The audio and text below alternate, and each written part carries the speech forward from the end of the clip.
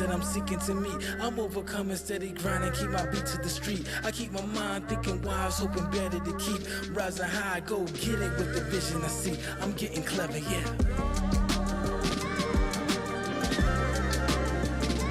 Special deliveries out, special deliveries out on the way. I'm on that midday hustle and I'm hitting my stride. Clock ticking, never missing, no reason to hide. City passing while I'm moving, then I'm taking it in. Hitting every door, crashing, and I'm wearing a grin. Through this alleyway, stuck in, navigating the wake. Every package is a hustle, I'm wide awake. No slowing, improving, making these cakes moving. Through what they take, through what the thrill I create. Damn, it's a plan, no overstand, I'm free in my zone. Drop hit, pick it up, was full control. Don't mind if I splash while I'm making these waves. Life like a knife, baby, and I'm cutting my way, I'm better.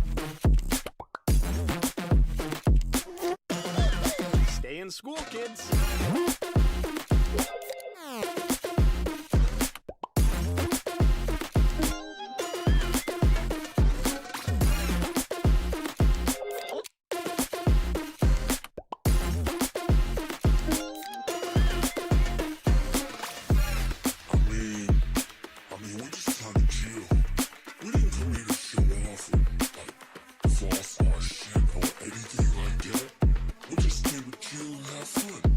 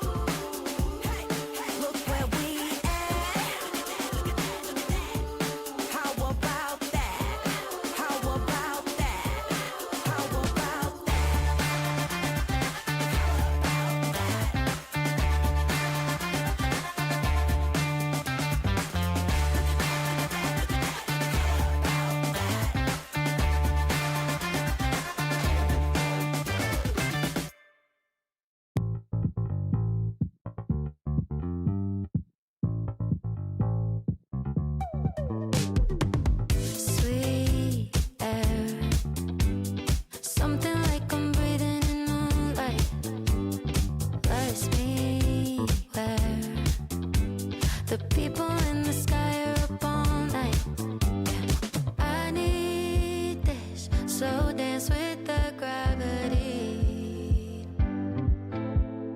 I eclipse with your hands all over me. Ooh, I swear, you got me way up there, a cosmic affair. Ooh, I swear, looking at you there, it's a cosmic affair. Heart beats like the planets are keeping tempo. Hold on to me. I think I'ma die if you let go. I need this slow dance with the gravity. I eclipse with your hands all over me. Ooh, I swear, you got me way up there, a cosmic affair. Ooh, I swear, looking at you there, it's a cosmic affair.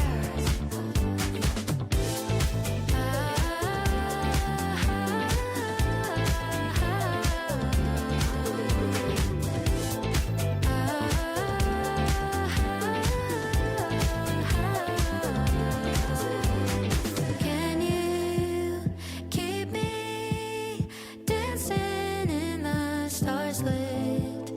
Can you keep me spinning in your orbit? 'Cause ooh, I swear, you got me way up there, cosmic affair. Ooh, I swear, looking at you there, it's a cosmic affair.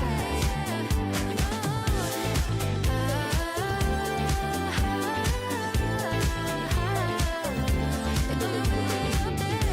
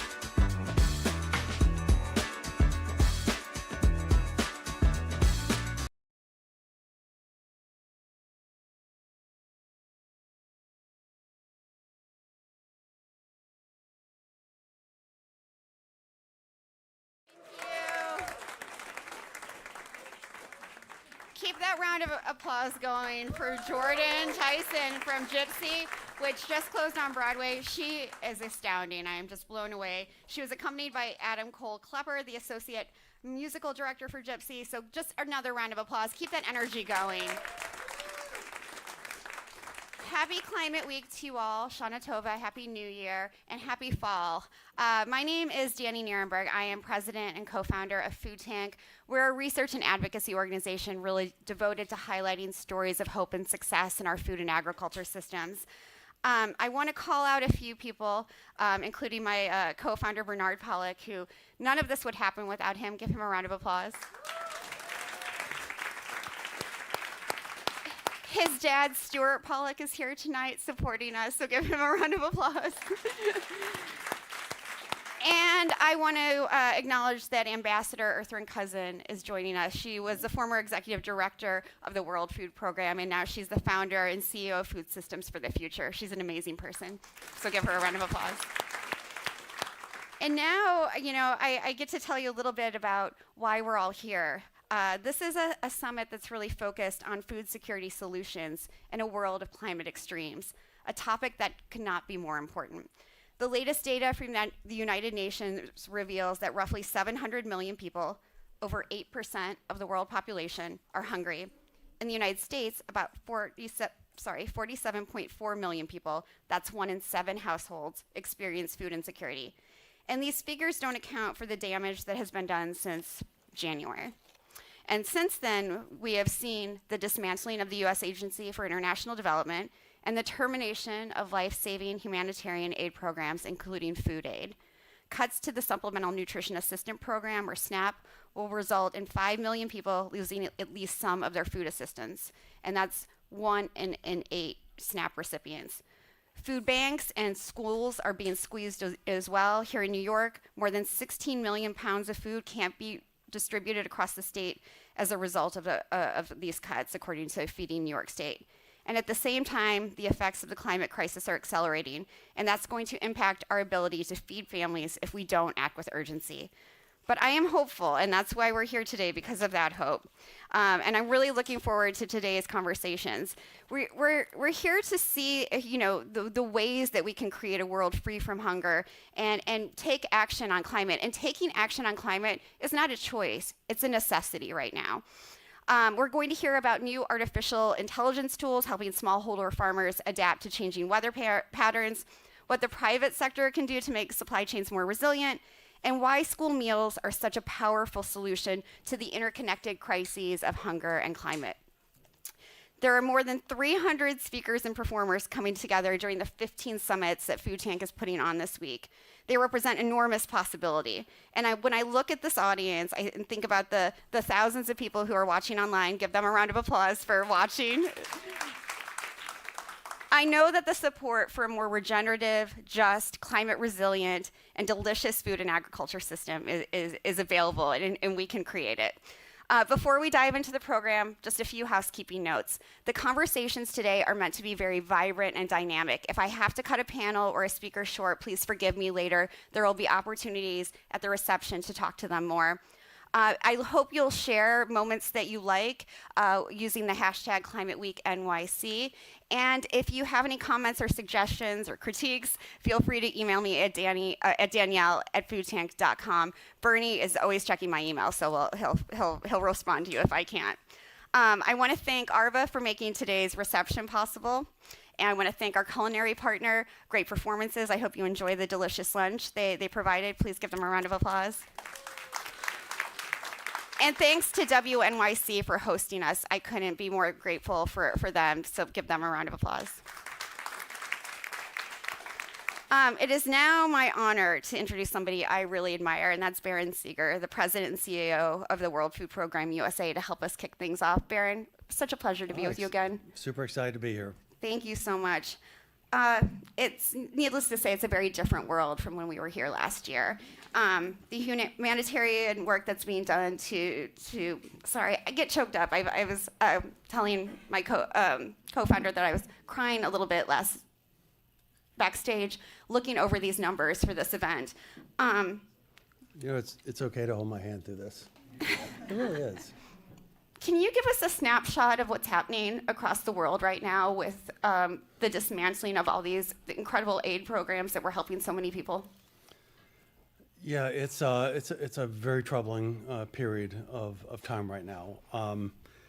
When we think about why it's so urgent, I wish that those individuals that don't understand the need for food insecurity could talk to those 300 million people around the world today that are suffering from acute food insecurity.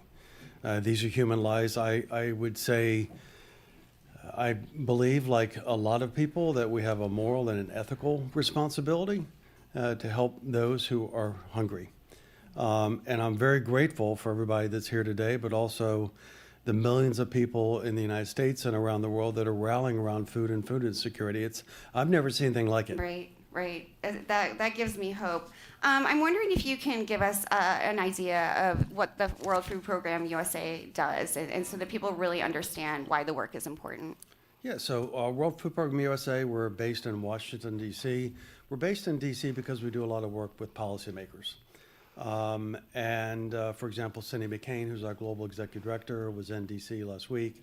So we do a lot of work staffing her, and then we do a lot of meetings with congressional members on occasion, visits to the field. There's nothing like seeing the work firsthand. So I would say it's a combination of unlocking resources. Programs don't happen without resources. We're always trying to amplify the voices and the stories of the most vulnerable in the most respectful way. And I would say educating policymakers, the public in the United States, about the need to care, about solutions for those who are hungry around the world. That dignity piece is so important because folks need to have that to understand what's going on around the world. One of the things that I've seen happen over these last 9 months is organizations like yours are increasingly turning to the private sector. Can you talk about why that corporate support is going to be so needed over the next 3.5 years? So I'll talk about corporate, I'll talk about other support as well. I would say that when the narrative of humanity in less developed countries became one of less caring, I was really interested to see how the U.S. would react, companies, foundations, faith-based groups, and I was worried that there would be a sense of pulling away. And I've seen the opposite happen. And it's been incredibly humbling to sit in my seat and look at the number of companies and foundations and faith-based groups and individuals that are searching for the World Food Program to make a difference. And by the way, make a difference not only through donating, but we also have a platform called Zero Hunger Generation, which you're going to hear about. We've signed up 1,500 young people in the last 3 weeks. Young people. Congratulations. Give that a round of applause. Yeah, young people that want to be involved, they want to be engaged. But I would say the private sector is important right now, and whether it's the Google or UPS or the Patrick McGovern Foundation, because we have to have solutions. There's enough food, we said this last year, there's enough food in this world to feed everybody, but we need solutions given the advancements in technology to make sure Yeah. that we're reaching the most number of people with the right solutions. And by the way, that's not just in places like Gaza or South Sudan, but also there are a lot of areas around the world that are resilient, and they're creating income from farming. And so we want to make sure that we are lifting out of poverty and also providing that daily food assistance that keeps people alive. Absolutely. And Barron, you should know that when people ask me, because people ask me almost daily, who should they be donating to who's working internationally, I always send them to WFP USA. And you're a donor, and we appreciate that. So thank you, by the way. Thank you so much. I'm wondering, we need the hope right now. What is giving you hope? Well, what's giving me hope? Jimmy Kimmel is back on the air. I would say, honestly, it's the experiences that I have, and every time I go to the field, I come back so uplifted. And maybe 4 stories I would tell you. Had an opportunity to go to the field with the Church of Jesus Christ of Latter-day Saints. We went to Liberia. We handed out school meals. It was just such an incredible emotional experience for me. And I remember that a teacher came up to me and she said, "I know you're with the World Food Program, but one thing I want to tell you is that without school meals, the kids weren't in school." Right. And she said, "We could have all the desks and the latrines and the water and the chalkboards, but without food, kids weren't in school." 80% enrollment increase. Wow. Because of food. Incredible. I would say in Kenya, I went and saw hydroponics, which is basically, keeping plants, food plants growing without soil, and then how they take them to the market. And I saw income generation. To me, that was really exciting. I would say that I was in Central South America and walked up to 2 young people. They were teenagers, and they told me a story about how they decided not to migrate to the United States because through the World Food Program and its partners, that income and jobs were created, and they didn't want to leave their families. So I would go to opportunity. We have a responsibility, and I would say that from a hope perspective, you're going to hear today some of the solutions, and they're massive, and they're amazing, and they have the ability of transforming food and our ability to deliver food. And so I would say, and everybody that's here today, it gives me a massive amount of hope. Absolutely. Quick call to action for this audience and who are tuning in online and in this room. Listen, the best way to engage with us is go to the World Food Program, WFPUSA.org. If you're Gen Z, we would love for you to join the Zero Hunger generation. Follow us, learn about us, and go on the journey with us. And I would just say, honestly, we need you. So please do it. Thank you, Barron. Thank you for holding my hand today. Thank you for holding the hand of so many people across the world. Please give him a round of applause. And my apologies for getting choked up. I've got it together now, so thank you, everyone. In our next conversation, we're going to talk about how artificial intelligence can be leveraged for good. Joining me, we have Alexander Diaz, the head of AI for social good at google.org. Please give him a round of applause. And we have Nick Cain, the Vice President of Strategy and Innovation for the Patrick J. McGovern Foundation. Round of applause, please. Thank you both so much for being here. I told you when we did the prep call that this is one of the conversations I'm most excited about this week because I'm a nerd. So thank you. Thank you for being here. It's not only for nerds, it's for everybody. It is for everyone. So we're hearing so much about the promise of AI right now, but people are still sort of scared or wary of it. And I'm wondering if you can sort of talk about how it can be helpful, especially for smallholder farmers, and how it's being used. You want to start? You can take that one. Hi, everyone. Happy to be here. It is an incredibly powerful tool, especially in the hands, and especially when it's built with these communities that can use it best, right? So that's how do you make sure that you're not essentially waving around a solution in search of a problem, but actively working with the communities that need it and can use it best, and informing the parameters around which the technology can get built. Some examples of orgs that we have funded in this space, like Digital Green and 1 Acre Fund, have been doing amazing work even before the most recent AI boom. But what's really changed in the last couple of years is the capabilities of improving things like weather forecasting, like computer vision models to figure out if a crop has a pest, or to provide that combination of factors, right? So flood is coming, and pest is prevalent, what does that now mean for the agro advisory, the pesticide sprays you can play, the advisory on what seeds to plant or when to harvest? The ability to now harness and combine that data in a very easy to use manner has only really been possible in the last couple of years. And importantly for farmers, especially that might not be the most literate, you can now use your own voice and these things can respond to you in your own natural language. And that, the thing I want to leave y'all with is this stuff is not going to happen alone. It has to happen in partnership, but it also needs to be managed by these organizations and owned by these organizations to actually build that long-term resilience. Yeah, I want to come back to that point about participatory, development in a minute. And, Nick, these tools sound great. Access is obviously very important. So I'm wondering how you and the foundation make sure that farmers can get that access.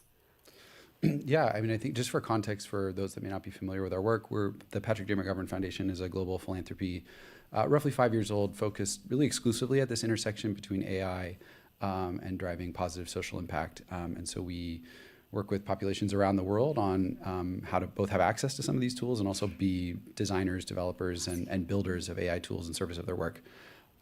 What I would say about the broader question of kind of the role of AI in this space is, and how I would encourage the audience to think about it is to start to pull apart what we mean by AI. What we're actually talking about is a broad set of tools that actually share one or a handful of things in common that Alex already alluded to, which is they're tools that help humans who need to make decisions get better insights into how to make those decisions more effectively, learn whether their decisions are driving the thing that they want to make happen. Right. And then help them adjust and ideally get to the better outcomes, whether that's in the context of agriculture, it could be in the context of delivering the end products that they grow to the people who need them. It could be in reducing food waste, et cetera, right? There are many, many different pieces to the overall stack of getting food to the places it needs to be. So with that, I think to answer your question around access, I think obviously we play a role as the philanthropic sector to make sure that nonprofits of all types, and particularly those that are serving, in this case, smallholder farmers, but also any nonprofit that is advocating on behalf of any part of that larger stack that I just mentioned, to feel like this is a conversation that they belong in, and that their funders who may be saying, what do you want to work on next? What's your big vision? That part of that conversation is, have you thought about the role of machine learning and AI in your work, and what might it take to get you to be able to experiment? Yeah, I feel like going back to that fear part, I think of AI as democratizing so much of what's available now and creating that access. Going back to the participatory sort of development of these tools, can you talk about how you can work with farming organizations to do that, to actually meet the needs that farmers have? So much of the tools that we've had in the past have been made for farmers without their input. Yeah, I mean, one clear example from some of the organizations that we support is, one, obviously the table stakes is bringing the folks around the table and understanding how they currently do the work. How do they currently farm? What technology tools, if any, do they currently use? That way, if you're going to design a solution, you find a way to integrate into what they already are using, as opposed to trying to create something net new that would just not get used. Yeah. So an example being, a lot of farmers might use advisory services by calling a call center. That's been a very popular mechanism in some countries.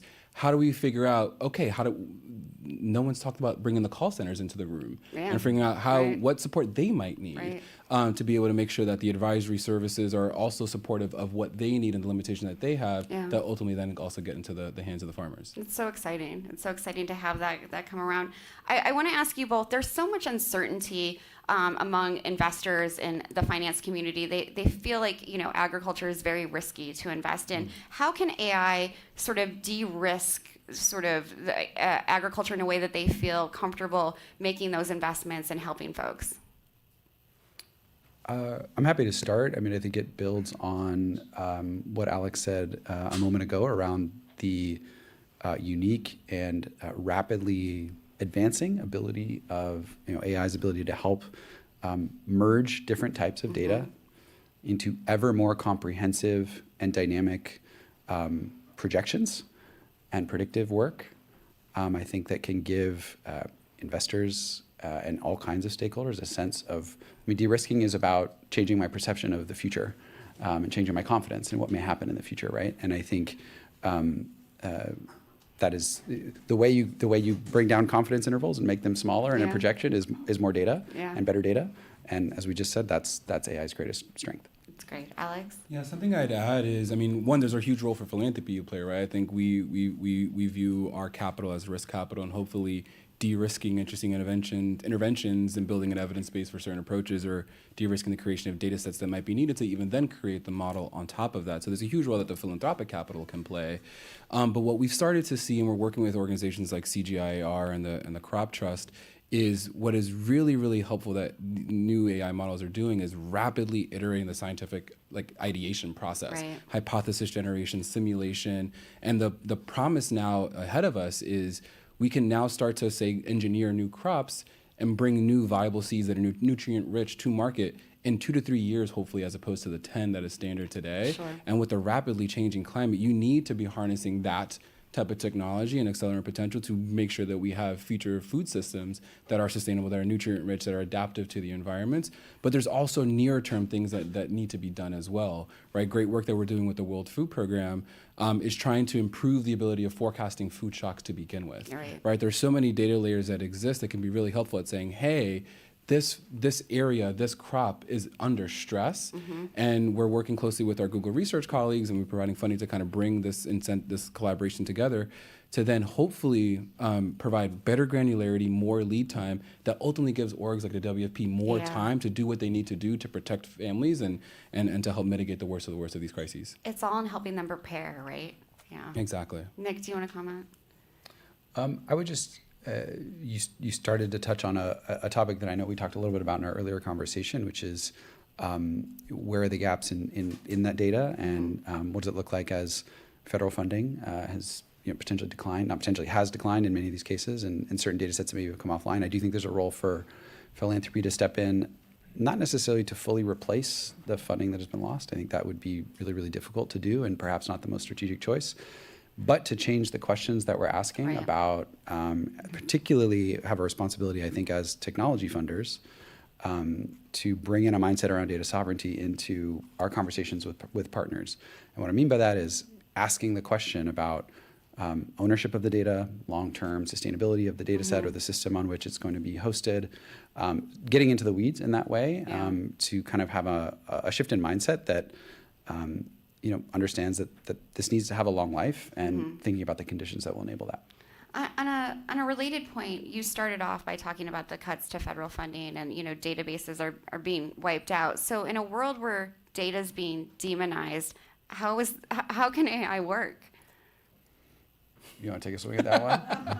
I don't know that data itself is being demonized. I think data sets were the unfortunate casualty of a broader set of forces that led to where we are now. But I don't know. You may have some thoughts on generally how to make up for lacks of data in making systems still work. Yeah, and I'd say not all data is equal. I think the quality of data is what's most important, and not to say that quality data has not been affected. They certainly have, and we're doing what we can to support. I think what's also interesting and possible and happening now is finding ways to interoperate these data sets. Yeah. So they might queries that ultimately take, or research that would take, you going down 5 or 6 different data sets, you can now start to combine in healthy ways to then hopefully drive your inquiry, your curiosity, learn at the speed of your curiosity through your natural language. Yeah, and it allows you to model, right, and have those different sets of models in place. So again, that there's preparation, there's plans in place.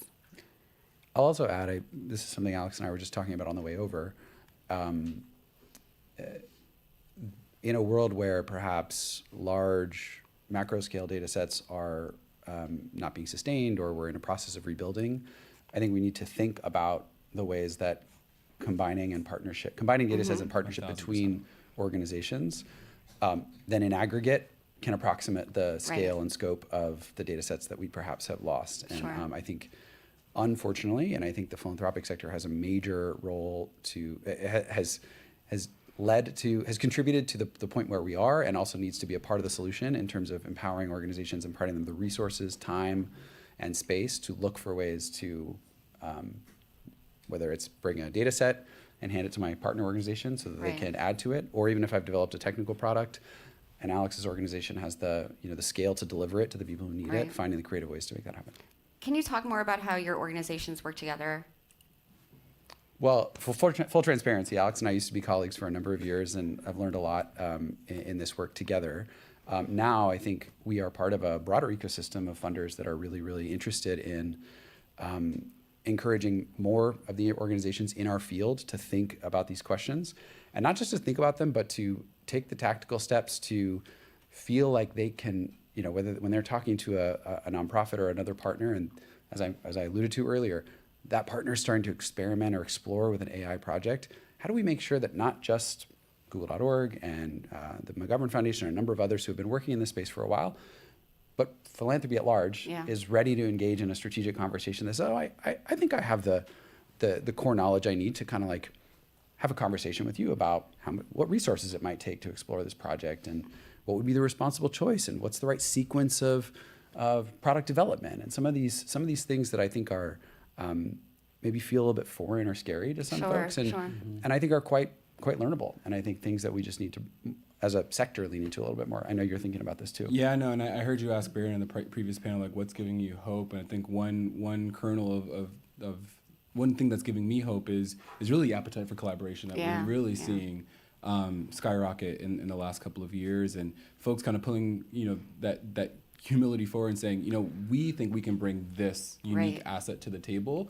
Let's figure out what other pieces do we need in that puzzle to really drive, reduce duplication, reduce siloization, and Right. really, most importantly, drive the scaled impact that we want to be seeing. I mean, I think that's one of the reasons I'm so excited about AI, because of that silo breaking that can happen, because you're seeing it happen in real time between the two of you, between other organizations. What do you hope, over the next 6 months? Because we'll be full into, what has happened over the last 9 months. We'll understand a lot of the impacts on hunger and humanitarian aid. What do you hope sort of new tools come out of these collaborations and partnerships?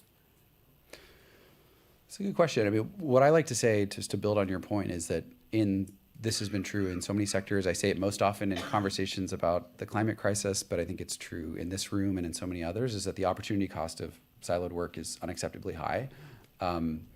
We have, in the context of the climate crisis, there are, organizations whose core work is at cross purposes with the goals of many of those of us in this room, and they're using AI to further their work. And so I think we as a sector need to just reframe how we think about the Yeah. opportunity in front of us to use the tools. In terms of what can come up out of partnership, I think we've hit on some of them, right? Larger data sets, complementary work, right? Creation of a tool here and delivery there, creation of really high quality content from an entity that actually may not, again, have the infrastructure to get it into the hands of the right people. But why should the infrastructure team also then try to create the content that they need if Right, someone else right. has already got it? Right. That's true in so many sectors that we work in. Those are the types of things I'd like to see more of. Absolutely. Alex? What would you add? Yeah, I mean, we've launched a program called our AI Collaboratives, and we have one specifically on food security, and we launched them in earnest at the end of last year, early this year. And in the next 6 months, we're going to have some prototypes. Some of that work is already live. I can't talk about it yet, so stay tuned.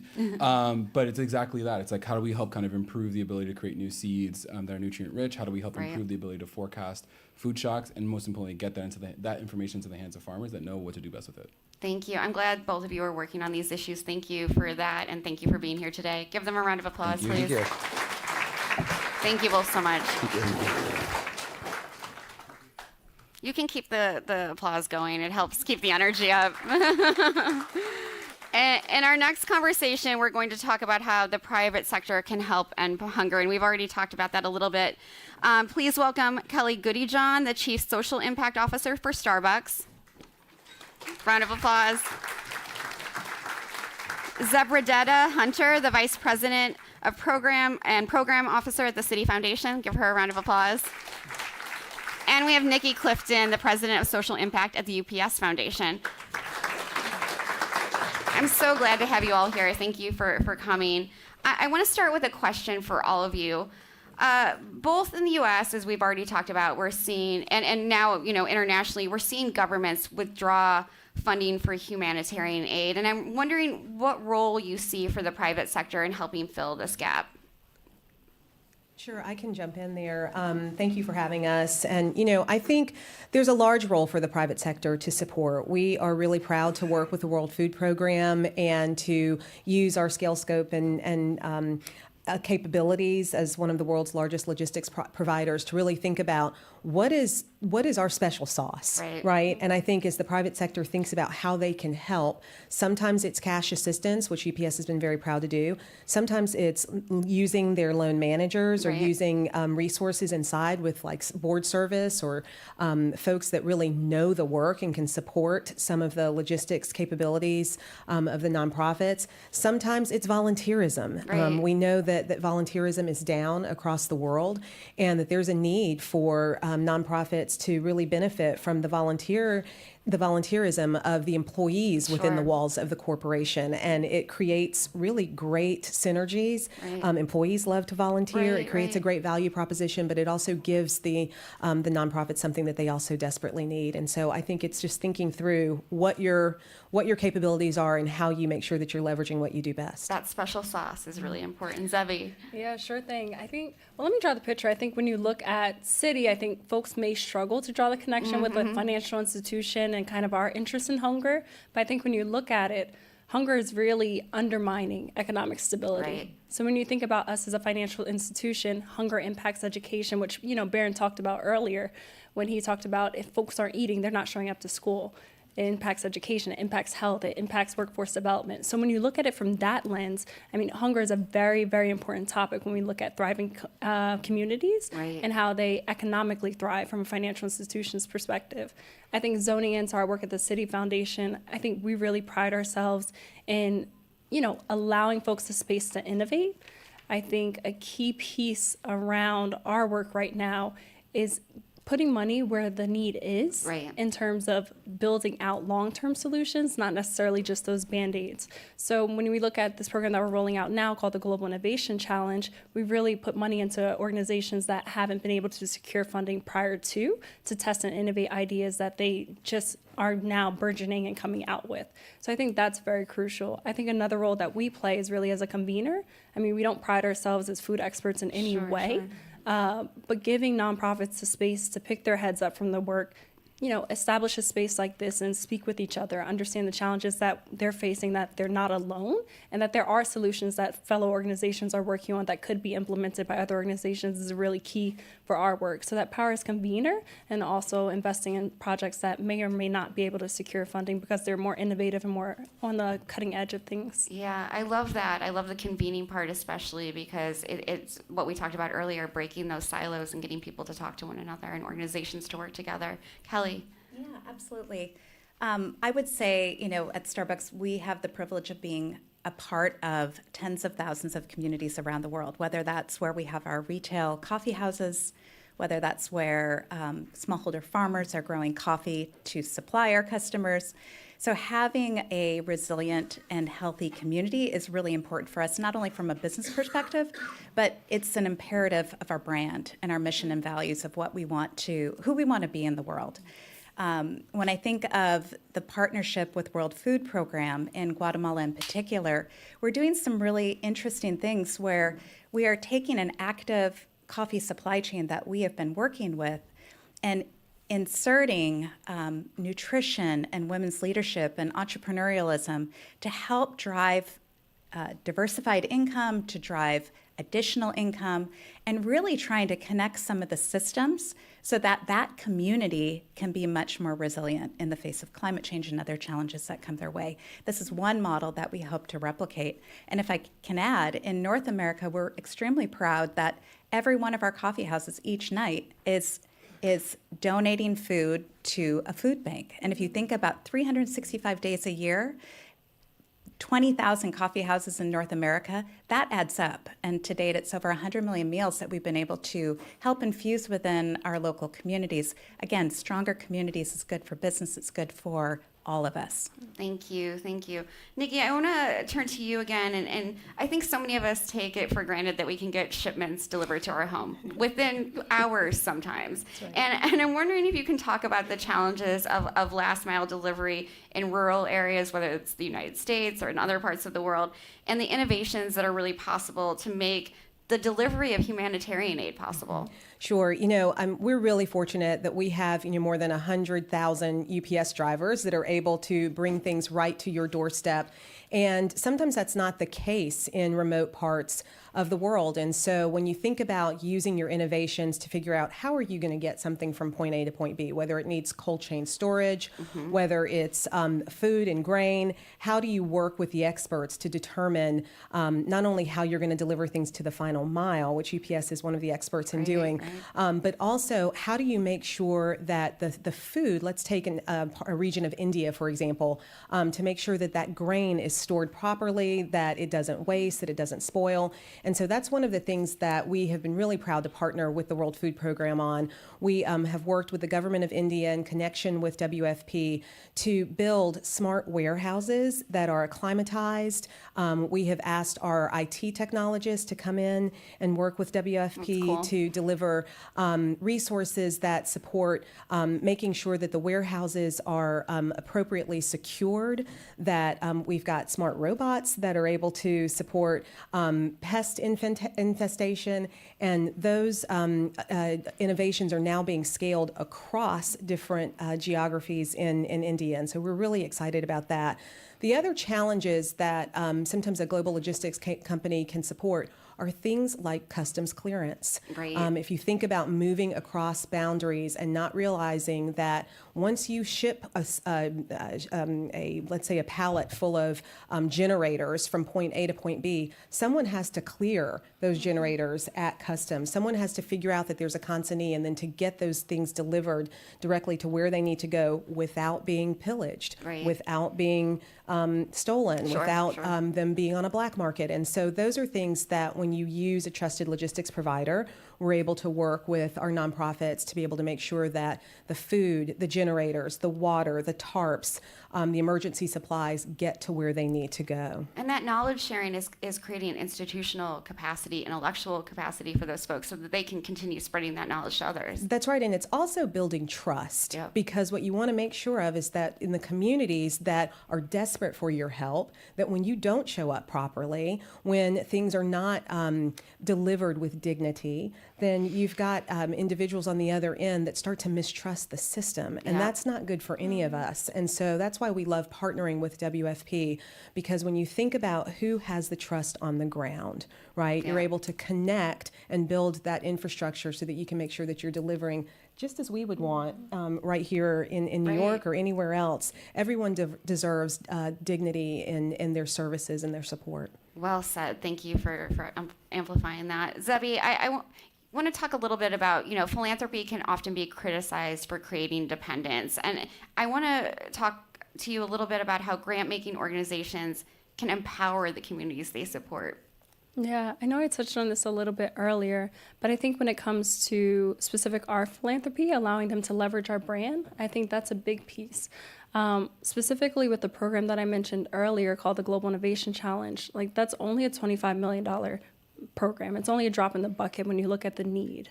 That said, we pose it as catalytic funding to really garner attention of other funders of these organizations to really double down on their investments. So it's really meant to be catalytic in nature to really jumpstart, again, investments in those innovative ideas that they haven't yet been able to secure funding for. That said, the other piece I do want to hit home on is really the convening piece. A lot of organizations, like I said, are putting out fires left and right, and so they don't have the capacity to pick their heads up and ideate, create. But creating that space for them, I think, is a tremendous help. I mean, organizations may or may not have the capacity to set aside a space like this to bring folks together and have those specific conversations and bring it to the forefront of those who really need to. So really the convening power is another piece I really hit home on. Amazing. Thank you. Kelly, I want you to take us back to Guatemala for a minute, and I'm particularly interested in the challenges that women farmers face all around the world. Can you talk about some of the impacts on the generational impacts on women and girls that you're trying to help sort of alleviate so that they can, thrive in their lives? Sure. Coffee growing is not easy, especially with climate change. You've got the emergence of new pests and diseases coming. You've got erratic rainfall. You've got weather conditions that are less predictable. And all of that unpredictability creates uncertainty for coffee farmers, and especially women who may lack the ability to access credit or have some of the same access to capabilities and technical assistance. I am really proud of the holistic support model that Starbucks has had in place for years. We have farmer support centers around the world that are offering agronomy services to Starbucks producers, but also to any coffee producer in the region who needs technical assistance. We have a loan program to get capital to coffee farmers. Again, all of this to build resilience. But what's so unique about the initiative with World Food Program is we're bringing these things together. We're focusing on indigenous women and children in Guatemala who are coffee farmers in the Starbucks supply chain.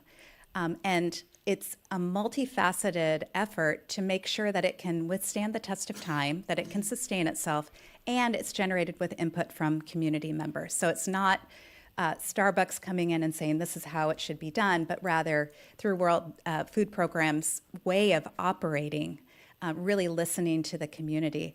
And the notion of the sustainment is really hinged on, the women's leadership, building women's leadership and empowerment in the region so that they have a voice, they can control their destiny, and ultimately, have a healthy life, right. Raise their children the way that we all want to raise. So again, it's about resilience, it's about technical assistance, it's about empowering women, and all of these things coming together are generating income that will sustain. And I want to reiterate something you said. It's WFP's way of operating because they work with communities. They involve them from the very beginning. That is so important to all of the work that you're doing, that you have an organizational partner that understands the challenges and knows how to solve them, right?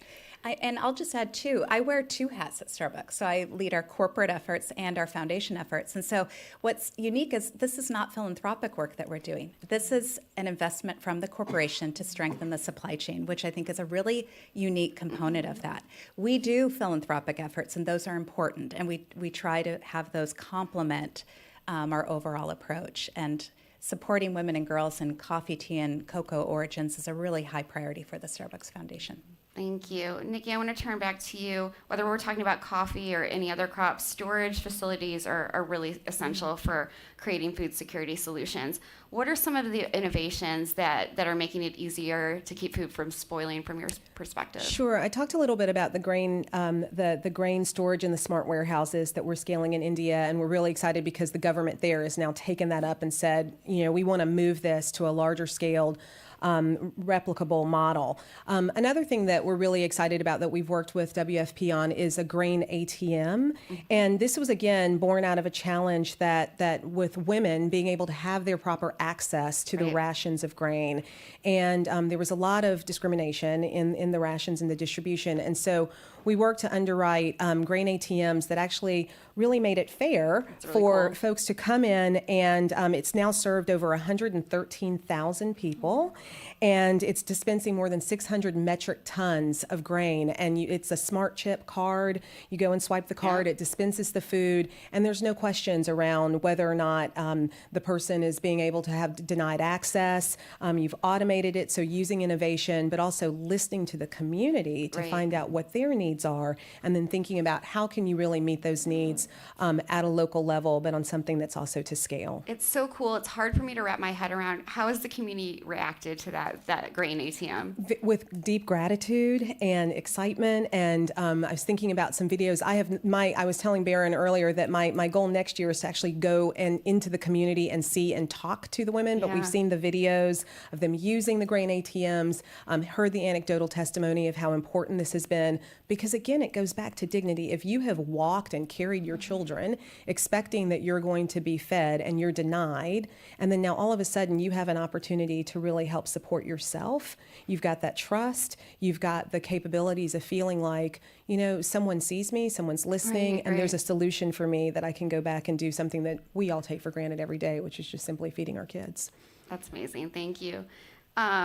Zebby, I want to turn back to you. Do you, Citibank is such a brand, right? It's everyone knows it all over the world. And I wonder if you find that consumers are looking to support brands that are doing things like the Citi Foundation is. Yeah, that's such a great question. I think without a doubt, so the answer definitely being yes. I think we definitely have been hearing from clients the prioritization of investing in communities where we do business. Since our origins. Definitely amidst this current environment, folks want to make sure that we're standing, 10 toes down on some of our commitments. And I think we've definitely been hearing that from the consumer perspective. I know folks may not see us, like we don't have a physical product per se. Yes, we have cards and things of that nature, but we very much so are a consumer-facing business. So without a doubt, yes. And I think as we further develop our strategy, we're listening, we're hearing, we're figuring out ways to be creative and innovate on how we continue to double down on our partnerships and even go deeper. Take, for example, I know our partnership with WFP in Zambia has been one that folks have paid a lot of attention to. I think really given the holistic nature of the partnership, and I think Nikki had already mentioned how WFP really listens to the communities, and it's one that folks have really put in the forefront. I think the holistic piece of how they're supporting the communities there really stands out. Everything from developing applications and this program specifically focused on smallholder farmers there, and really connecting their surplus of food to those that need it. So developing technology to bridge that gap. I think that type of innovation really stands out and is something that folks really revere as an investment on our part.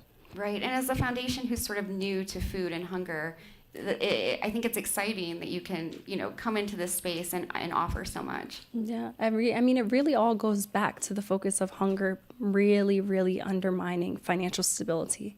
Once folks wrap their heads around that, you can really understand why it means so much to us at this point. Right. And really understanding, how we continue to create. And even as we look at, our bread and butter has really been with youth employability. Right. So really looking at the future generation and the role that they play in food security.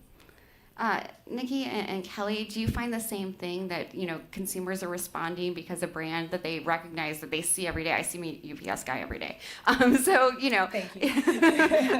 Thank you. Do they equate that with, the good work that you're trying to do as well? I think there are two ways to answer that. Number one, we do this because we know it's the right thing to do, right? And we do it because we can and we should. We have a massive operation, whether it's our trucks, whether it's our planes. We've been delivering things via drone in terms of looking at regions of Africa where folks are not receiving vaccines, and we're delivering those vaccines and cold chain storage. And so I think once people connect the dots between what are your capabilities, right? And when you already have the trust of your consumers, it's a value add. Yeah. It's another way that they say, I knew I liked UPS, but now I like them even more because they're showing up in these spaces. And you have to storytell, right? I don't think they necessarily know until you tell them this is how we're showing up. And here's our why. Yeah. Because in this space for WFP, we know that there is enough food, but hunger is a logistics problem. And we feel like we're best positioned to help solve that. Yeah. And so if you think about, your why is around that financial inclusion and knowing that hunger is really disrupting, financial stability. So I think when you connect your why to your mission and to what you do, it speaks for itself with the brand, and that consumers respond to that when you're authentic. Absolutely, and genuine, for sure. Yeah. That storytelling is so important. Kelly, do you feel like Starbucks is able to tell this story effectively? I would say yes and no. I think it's the question I get most is, why aren't you telling these stories in a bigger way? And I think that's always work in front of us. Our customers are wonderful in that they come to us for the amazing products, for that experience, that coffee house experience. And when they learn about what we're doing, let's say down the street by donating food from a local coffee house, they're thrilled to hear that. They're happy to hear that we're doing that. And I think there's an expectation from our customers that we're doing things in the community that matter. I think when we talk about coffee farmers and it being more remote from where someone physically is located, it takes a little bit more effort to describe why it's so important, what's the root cause, how difficult and challenging it is, and how we need to collectively work together. That's a harder, more complex story, but I think over time we're starting to tell that and building some awareness. But again, it's about doing the right thing. It's not solely for brand trust or sentiment, but I think the more we can get people to care about issues near, local, and further away, the better. Absolutely. Zebby, I want to give you the final word. Any quick advice for a corporate foundation that, wants to get into this work and doesn't quite know how? Oh, I feel like this may be above my pay grade, but advice. I wouldn't say advice. I think just this holistically comes from my recommendation. Invest in the ideas aren't yet proven yet. Like invest in those innovators who are really testing the ideas. I think that really makes the transition again from those temporary solutions to that lasting change, honestly. So that would be a recommendation, not advice. Take it or leave it. Invest in innovators for lasting change, everyone. Thanks to this panel. Please give them a round of applause. Thank you all so much. Thank you. Thank you. Thank you very much.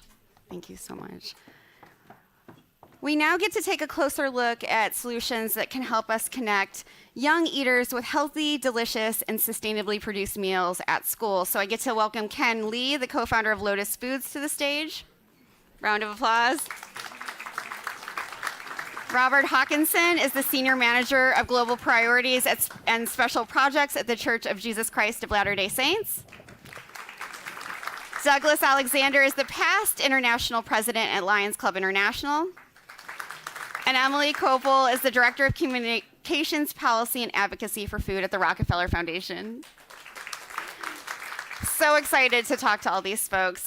Before I dive in, I need to thank a few more in-kind partners: Farmer's Fridge, Oatly, The Good Smart, and Climate Candy. So let's dig in. Ken, I get to start with you, my friend. It's been a long time since I've had you on stage. You have to start with me. I'm so nervous. You're going to be great.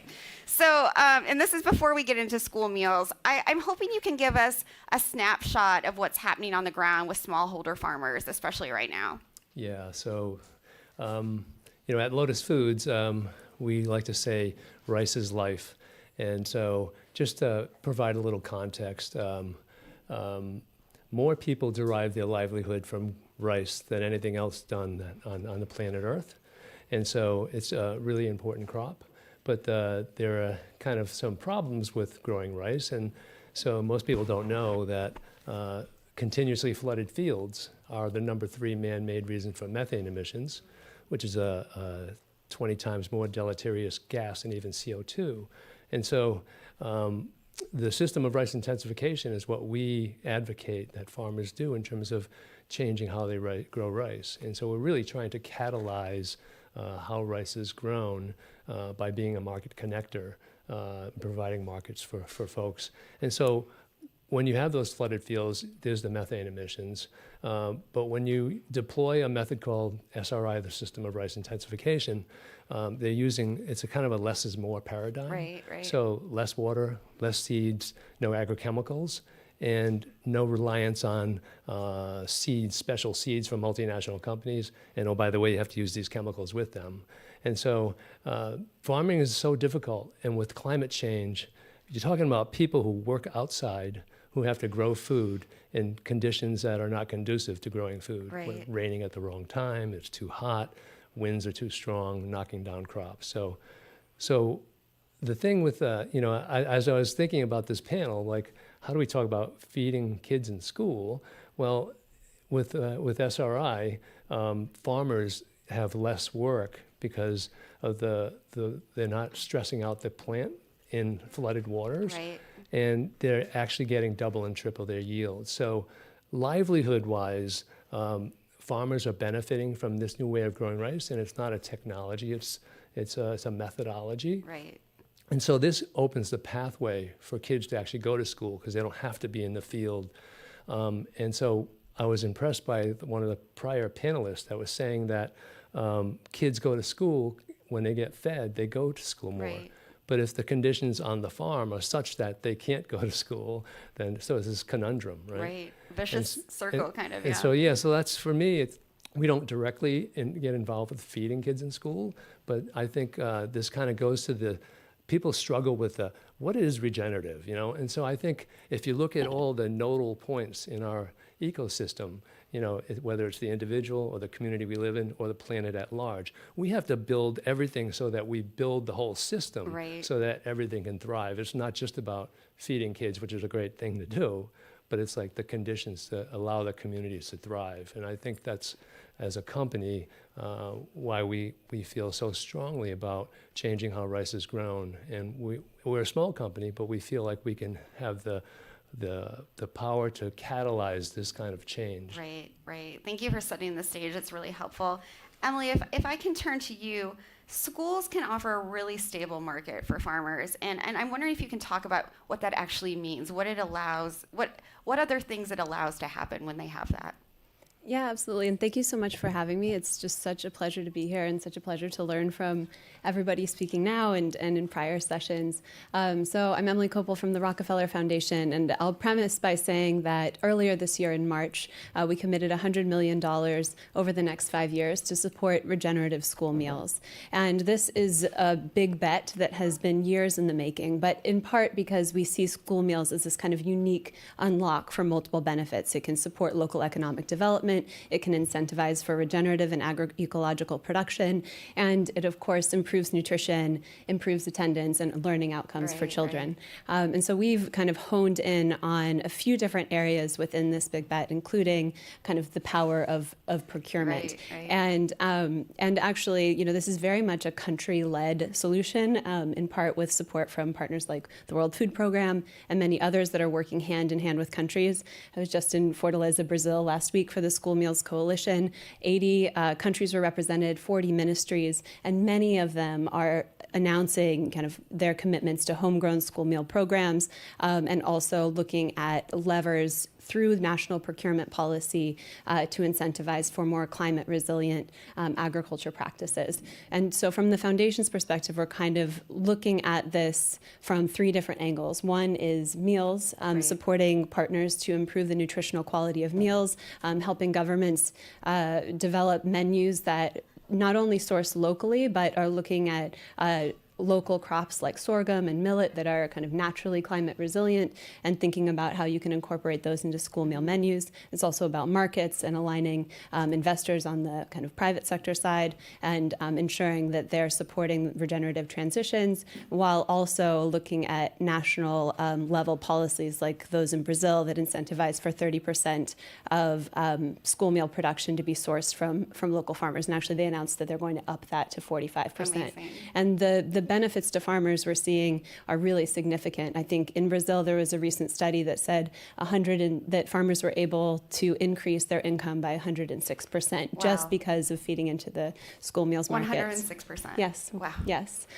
So it's a significant driver, and these are definitely country-led solutions. The other thing I'll say that I think hasn't been talked about as much, but I definitely heard in Brazil kind of in spades, is that the school is also a natural platform for teaching about some of these agricultural techniques. And we've seen that in a number of countries as well. And like in Guatemala, in Ghana, in Rwanda, where, you know, if there are kitchen gardens, for example, within kind of the school, they can use that as a plot to teach young people about agroecological or regenerative practices as well. So that's kind of the whole of our strategy, and I think we're very interested in continuing to work with partners to unlock some of these policy levers to support kids and to support farmers and to improve the planet. It's so exciting because if you're focusing on schools, if you're focusing on school meals, you're really focusing on the community as a whole and really building the infrastructure intellectually and, you know, physical that's needed to continue regenerative agriculture. Yes, yes, absolutely. And I think, I think there's often some skepticism because it is at the community level, but we're also talking about a significant amount of food and income.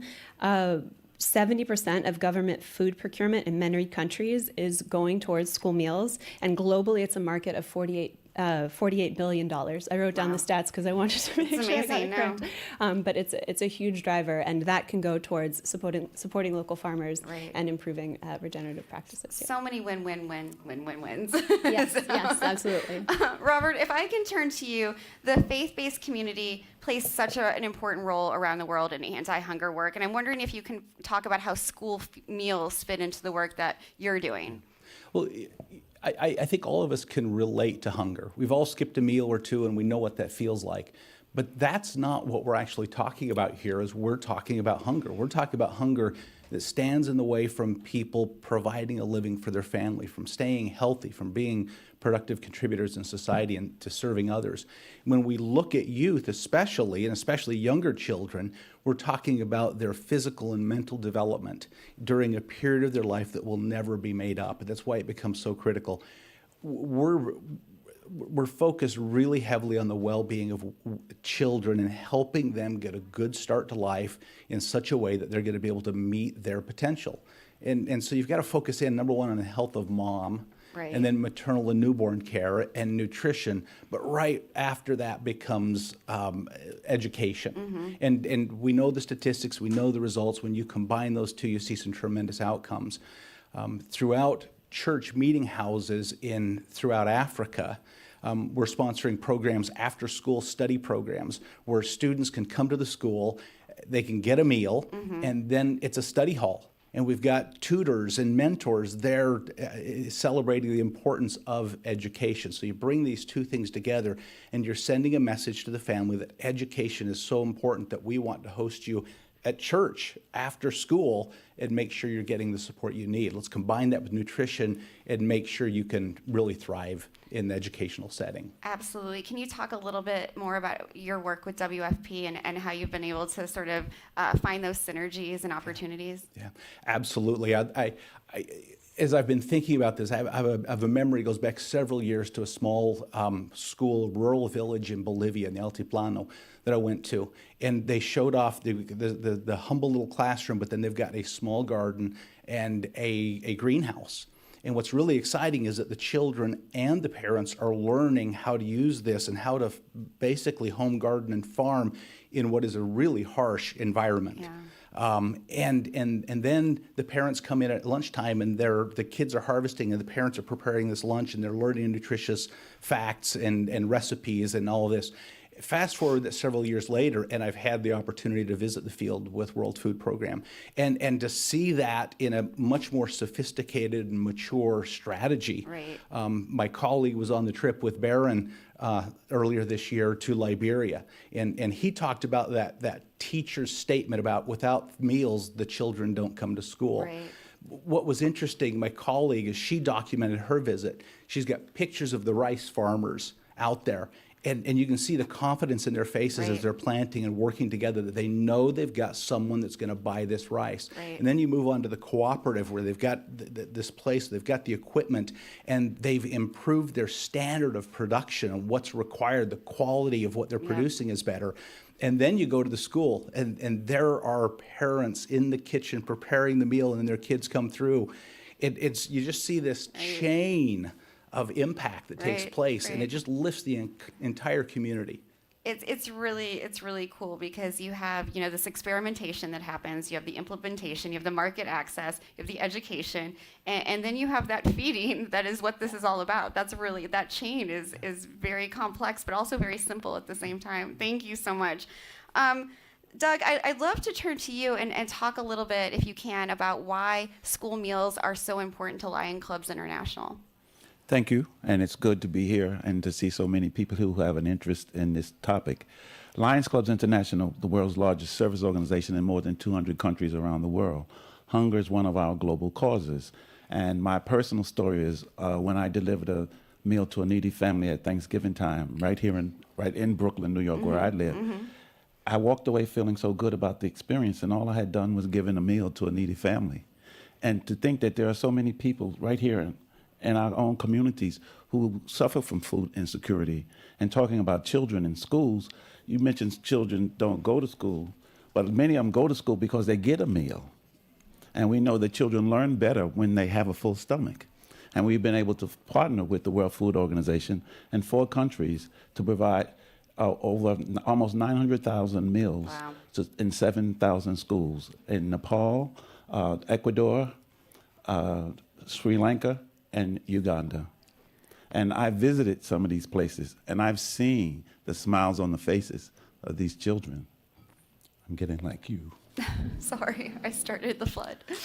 When you provide them with a meal, and not only do we feed them there, but they leave with food to take home. Right. And I often think about the story where you say you give a person a fish, they eat. If you teach them how to fish, they learn to feed themselves for more than one day. And that's what we do as Lions. Food pantries, we provide through our foundation, LCIF, Lions Clubs International Foundation, grants, hunger grants. And it encompasses a lot of different things. You may have a food pantry, but they don't have a place to store the food, especially frozen foods, And we're able to provide the infrastructure, the refrigeration, the feeding tables and things like that, the prep tables to prepare the foods. We do this all over. I've been to Kenya, and I've seen we fed thousands of children. I mean, it just touches your heart. And that was my into becoming a part of Lions, and I've been with Lions 40 years now. Oh my gosh, wow. And feeding hunger is my thing. That's Sorry, great. but- Thank you, Douglas. You're gonna make me cry. I'm wondering, Douglas and Robert, partnering with organizations like WFP, you wouldn't be able to do this work, the things you feel so strongly about, if you didn't have an organization like WFP. You couldn't reach these folks. Can you talk about, the connection you've made with WFP and why it's so important? Douglas, you want to go first? Sure. That's the collaboration. And that's something that we're finding that you can do so much more when we collaborate with others. We can provide, say, the finances. In some cases, they have the boots on the ground. They have the expertise in how to do these different things. And that's how you're able to advance these projects and move forward. Mm-hmm. And we've been talking about this forever, hunger. And I guess we will continue to talk about it. But we can see that we are making inroads. And that's what we want to see, that we are able to give people a better life. And nutrition is so critical. Thank you, Douglas. Robert? For me, it's kind of a heart and mind kind of conversion, if you will. And I've talked about some experiences that have blessed to be out there and see the empowerment that takes place, the pride, the enthusiasm in communities where these things are happening. Right. To see how well World Food Program delivers these services, how well they implement. They're really good out there. But then about 3 weeks ago, we had a briefing online with them where they brought in their school meals team. Mm-hmm. And what was really neat there is they laid the foundation of some of the statistics, the research that they've done that shows if we do this and the other, here are the impacts on children, on the local market, on families, on livelihoods. Right. And so for me, there's that combination. I can go out there and see it and feel the passion and the love, but then they've got the research that really backs it up and shows that it's concrete. Yeah, it's not just food that's being delivered, it's pride and enthusiasm and innovation, as you said. Ken, let me come back to you. So what happens to farmers when they're using the practices that you talked about earlier, that Emily talked about? What do regenerative practices actually mean for families, for individuals? That's really interesting. Perhaps you remember when Prime Minister Modi in India came across with a bunch of changes to legislation, and farmers across India took to the streets in protest. This is during COVID. So they're gathered together in a very dangerous situation, but they're protesting the policy changes.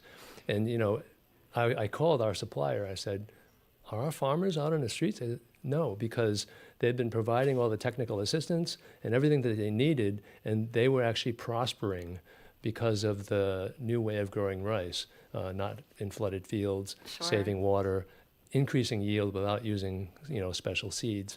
And so I was thinking about this other component of education. We're all talking about the benefits of, and certainly there are many. But in our experience, when kids go to school, it's a good avenue to learn about these new farming techniques. And they take those home because, let's face it, if you introduce, 5,000 years of rice farming, and then you introduce this new way to do it, and people are naturally resistant. But I think about almost like what happened in this country, where kids went to school and they learned about recycling, or where does their waste go, and they go home and they shame their parents into recycling. And so I think that's what's happening on the ground. They're learning about new agroecological ways to grow rice, and they're sharing it at home, or when they inherit the farm, they deploy these methods. So, education is so much an empowering thing, and it's really uplifting, in terms of 30 years of Lotus Foods business. We've been able to try and pioneer this movement away from, rice growing methods that deplete the soil. After all, when you look at the reports and they say there's like 30 or 40 harvests left, I don't know what that number is, but it's scary, right? And then when you look at the extreme weather, and how do you grow anything outside? I mean, hydroponics are not going to save us, right? It's a good thing, but soil really matters, and sequestering carbon matters, and getting control of all these out of control forces. So, yeah, I think it's slowly happening. It's probably in about 60 countries now, and about 25, 30 million farmers, but still have a long way to go. And you've provided so much opportunity for farmers to have dignity and continue to innovate. So thank you to Lotus Foods for all of that. Yeah, and then, it's interesting because we started as a rice company, but now that we've got into added value products with the rice noodles, and now we have to find, and we're finding more farmers that are agreeable, that want to try a new way of growing rice. And so it's been a very rewarding type of work. Yeah. Absolutely. Thank you so much. Emily, Ken has been talking about resilience and really what that means in so many different ways, whether it's economic resilience or resilience to the climate crisis. How do school meal programs provide resilience for communities and for nations as a whole? Oh, such a good question. And, I think that when school meals are used as this demand lever, because we can focus on the supply side piece, but really there needs to be a demand, a market for agroecologically grown food. And I think when you have that in place, coupled with additional support, you can really start to build that resilience. And I think that it's not just kind of farmers, supporting farmers on that transition, but also, connecting children who are learning about these practices in school or elsewhere, and seeing the opportunities that they have for the kind of intergenerational learning that you're talking about. And I think, there's the resilience of the soil through better practices, resilience of the farmers with improved income and, less, and, not as, they don't have as much kind of fertilizers and that sort of thing that are affecting health, which is something we've seen a lot in Kenya. And then also you're building resilience of children because they know that, they've got a school meal that they can come to every day. And, not to come back to Brazil, but I visited a school there, and I was so taken with the ownership that the children had over the program. They presented to us, and they kind of stood up in front of us. These were middle schoolers who were practicing their English, so nervous in front of an international crowd.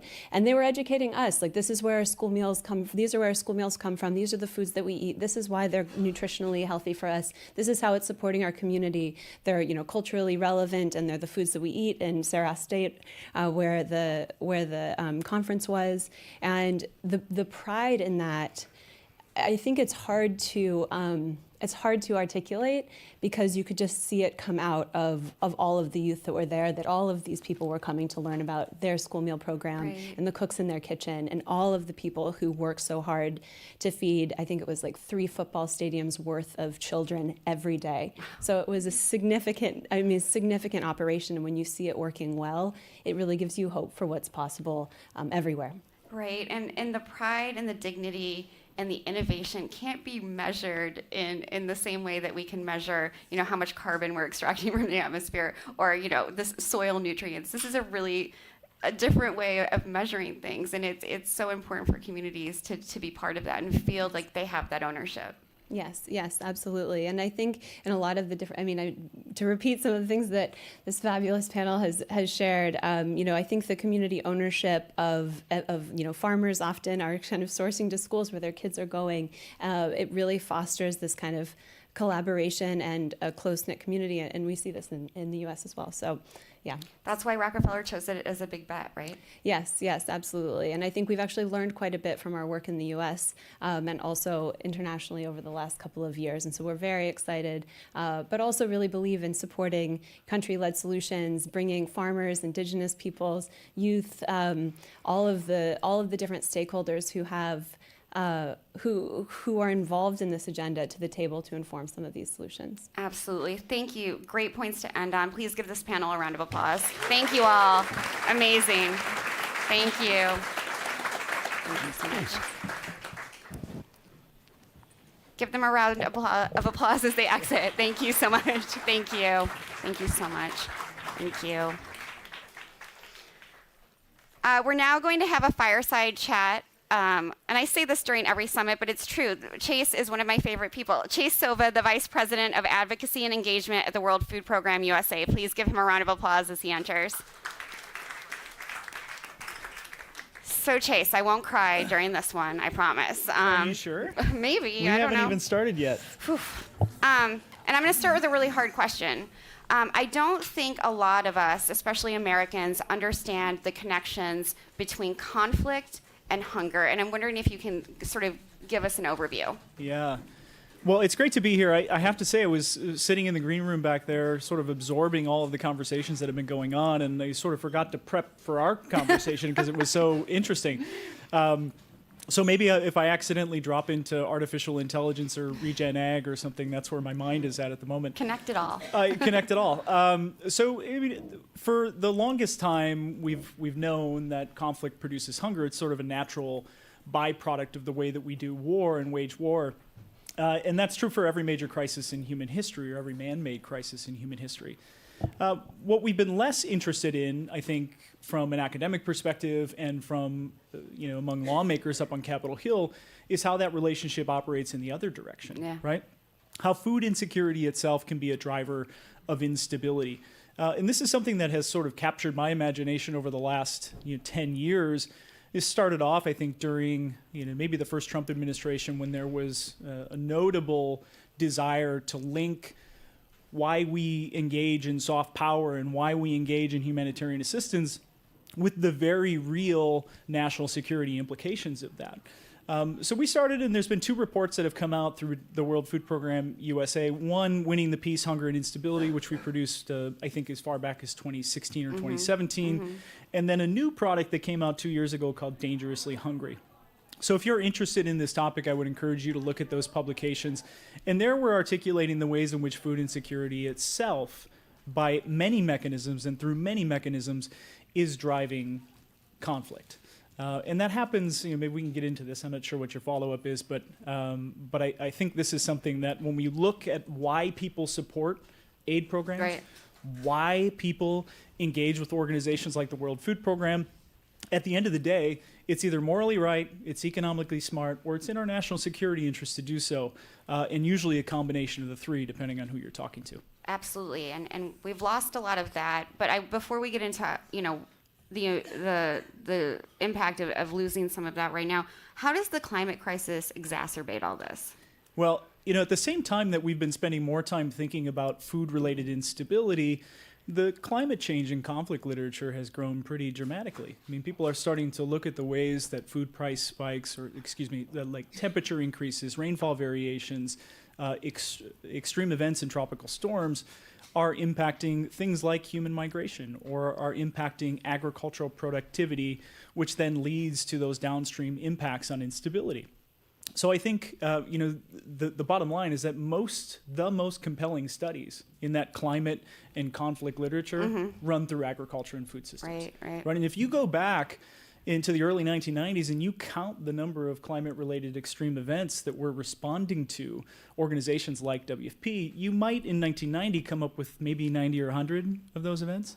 Then you fast forward to today, and WFP is having to respond to over 200 such events.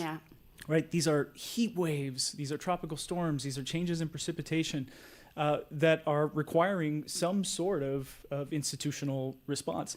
So to tie this all together, obviously climate change is a big driver of hunger around the planet today, but it is really on the back of man-made conflict, right?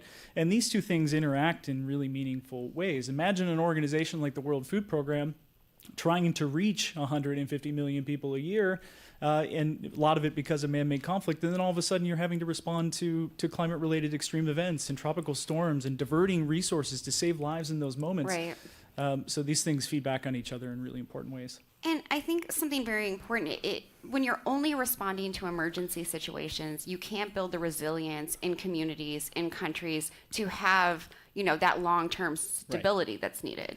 I think that's exactly right. I think World Food Program is doing a really good job of sort of doing humanitarian forward development work, meaning that, it doesn't make sense to save the same life year in and year out. You really have to figure out to get away and get ahead of those crises, especially in a world where, your resourcing is pretty constricted at the moment, where donor governments are stepping back and asking fundamental questions about, international institutions and organizations like the World Food Program, and their general commitments to the rest of the world.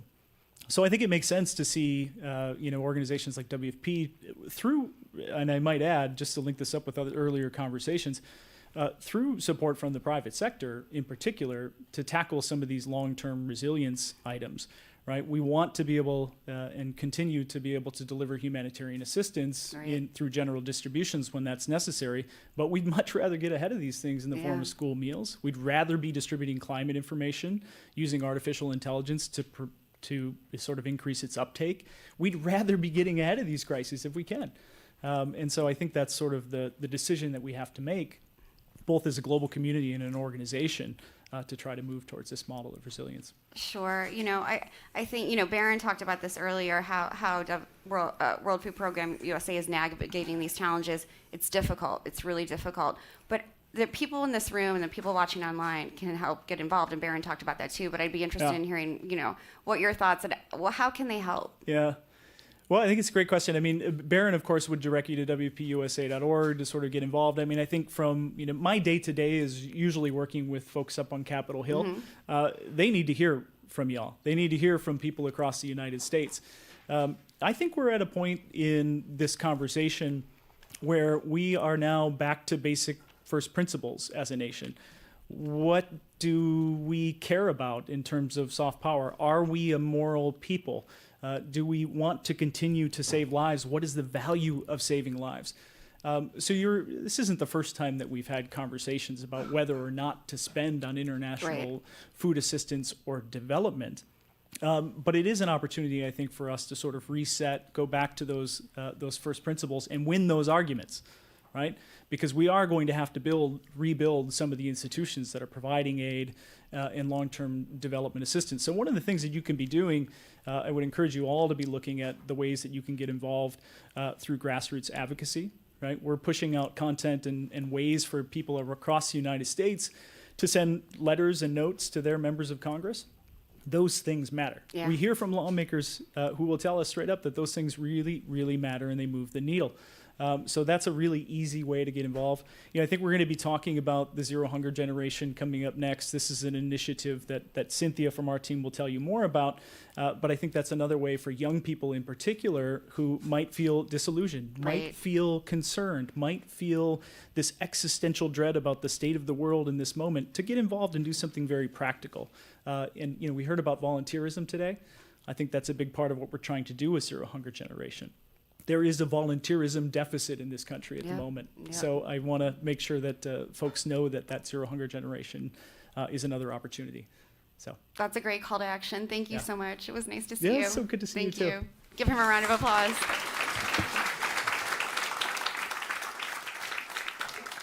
So as Chase said, we're now going to talk about how young people are mobilizing to end hunger. Before we dive into the next panel, I'd love to invite Cynthia Yu, the Advocacy and Engagement Manager at World Food Program USA, to the podium to say a few words.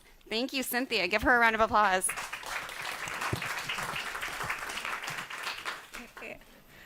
Hi, everyone. So just a few moments ago, you had a chance to hear a sobering yet urgent discussion between Chase and Danny about how food security isn't just a matter of humanitarian aid, but a national security issue.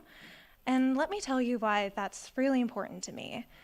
Decades ago, in a world without the United Nations, my grandfather was the oldest of 6 children in a country torn by war, poverty, and hunger. By the time he turned 13, all of his younger siblings had passed away from preventable causes, including famine. That same year, he was forced to serve as a child soldier during a brutal civil war. And yet for him, this was the first time in his life that he had access to basic necessities, such as food. And it was that very reason that drove so many of his peers to willingly stay in the conflict.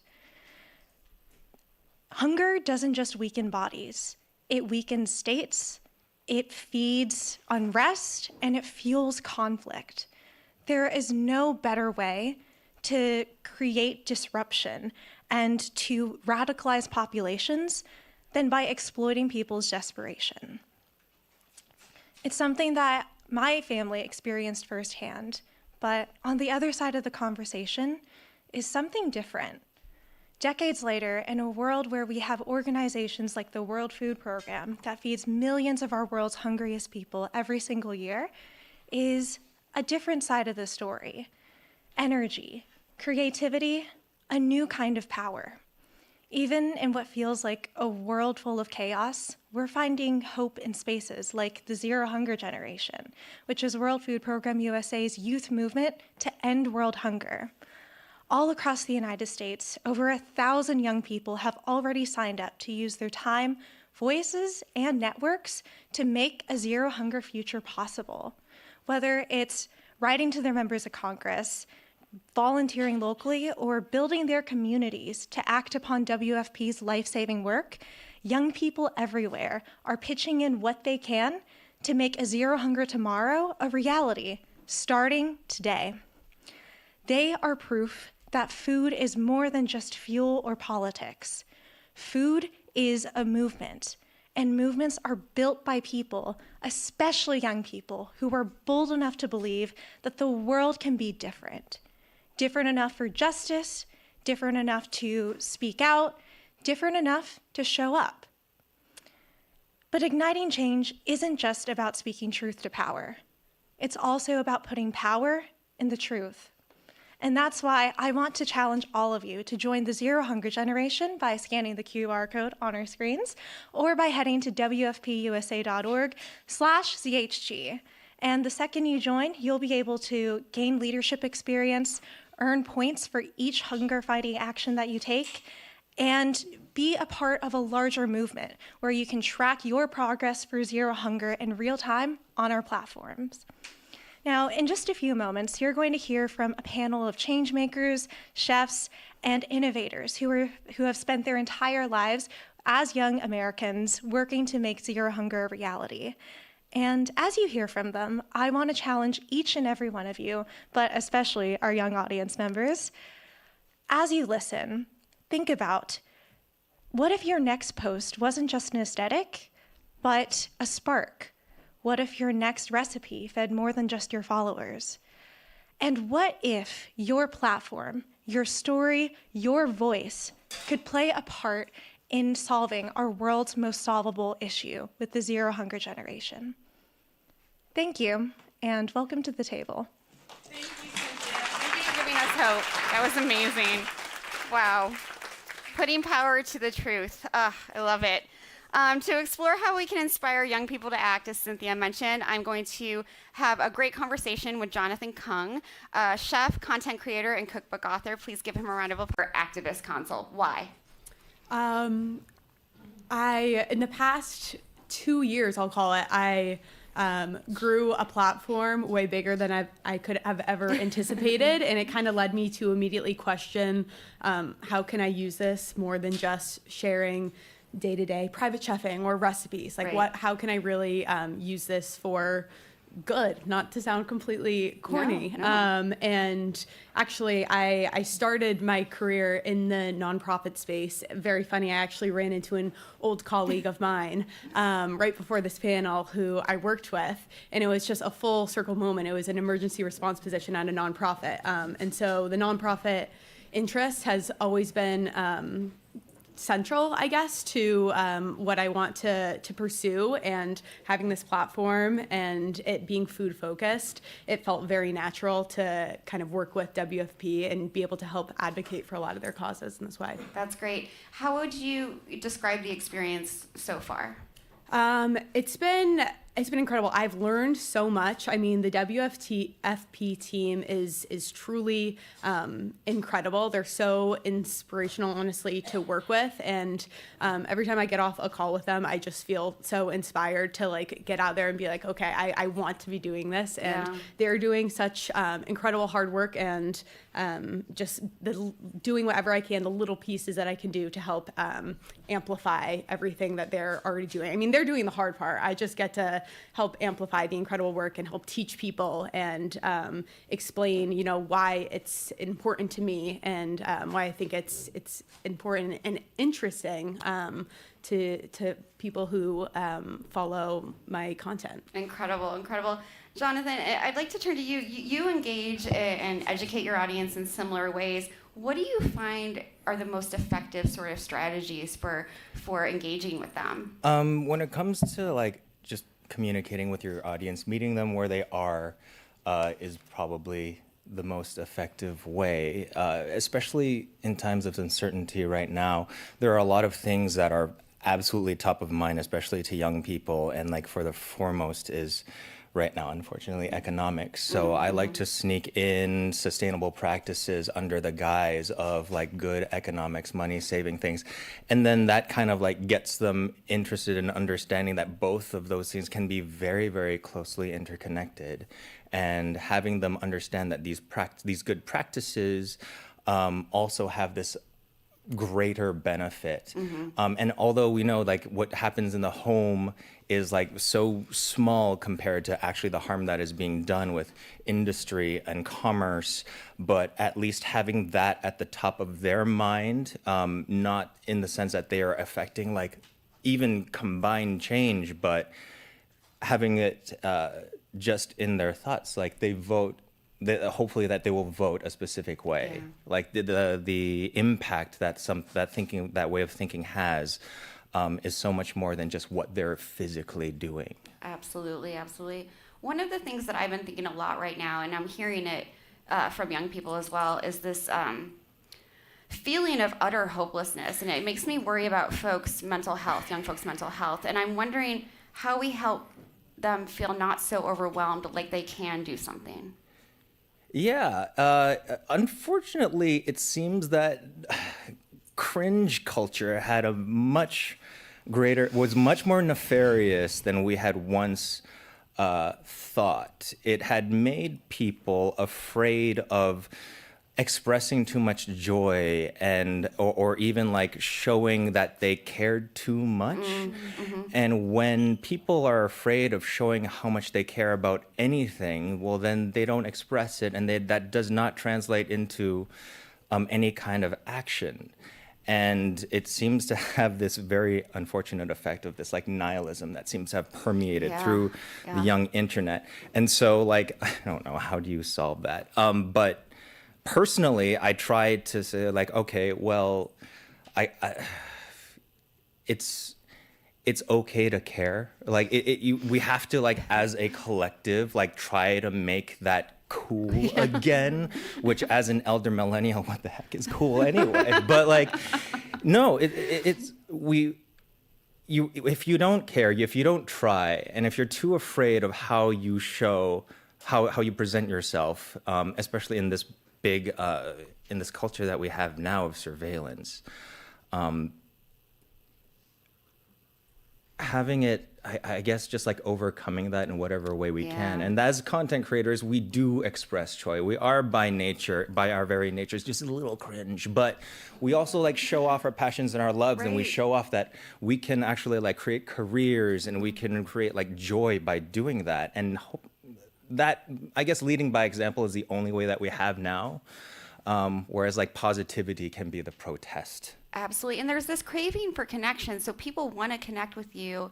And that helps, you know, sort of get beyond that cringe culture, I think, as well. And Maddy, you know, how do you connect with people when there are so many crises and there's so many things going on? How do you help them feel sort of, you know, connected to you and empowered? Yeah, I mean, we were kind of talking about this backstage too, of how to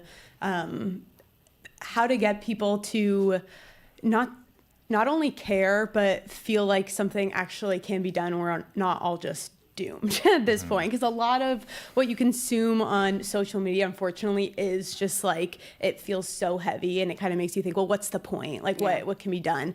And that's not helpful and not true. I think the past year plus working with the WFP, consistently helping to educate and advocate for a number of their programs, both emergency responses and some of their ongoing school meal program or preparedness work. It's something that's honestly become a part of what I talk about. So, you know, and it's not super siloed. I won't just say like, you know, this one day I'm going to be completely focused on WFP. I'm getting up, I'm sharing that I'm making sourdough bread on my story. And then I'm also talking about, and like, I'm donating to this response because this crisis is happening, and like, you can too. It's very integrated.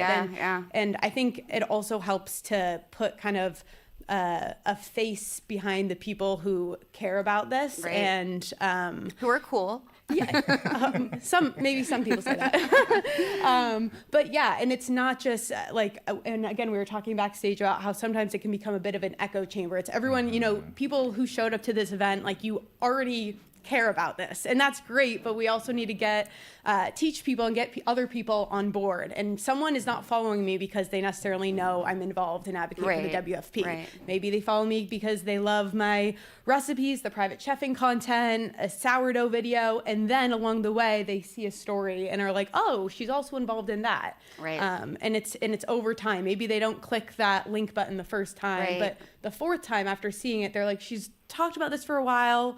Hopefully they're still loving my recipes, and I've gained some kind of trust, and it opens the avenue for like something else. Yeah, that trust is key, right? And getting those people who aren't already, you know, part of the bandwagon to get on board. I want to ask you both, so much of social media is focused on either selling products or selling political ideas.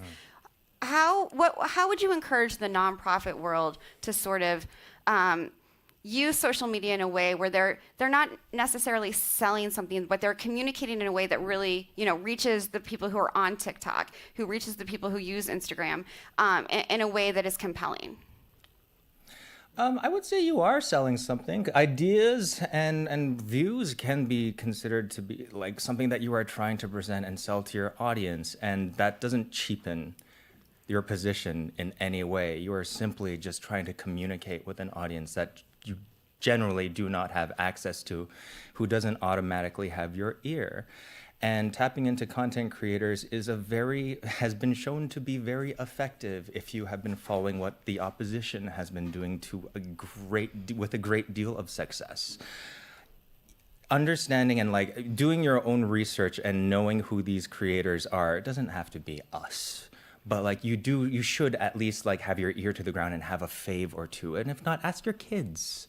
I mean, Mr. Beast has planted how many trees? And I don't even but yeah, like being able to tap into those folks. I think one problem that like nonprofit sector has is they think like altruism is enough and you deserve attention automatically because your motives are good. But I don't think that has ever worked in society at any point in time. Just because we know what we're doing is the right thing doesn't mean that people are supposed to listen to us.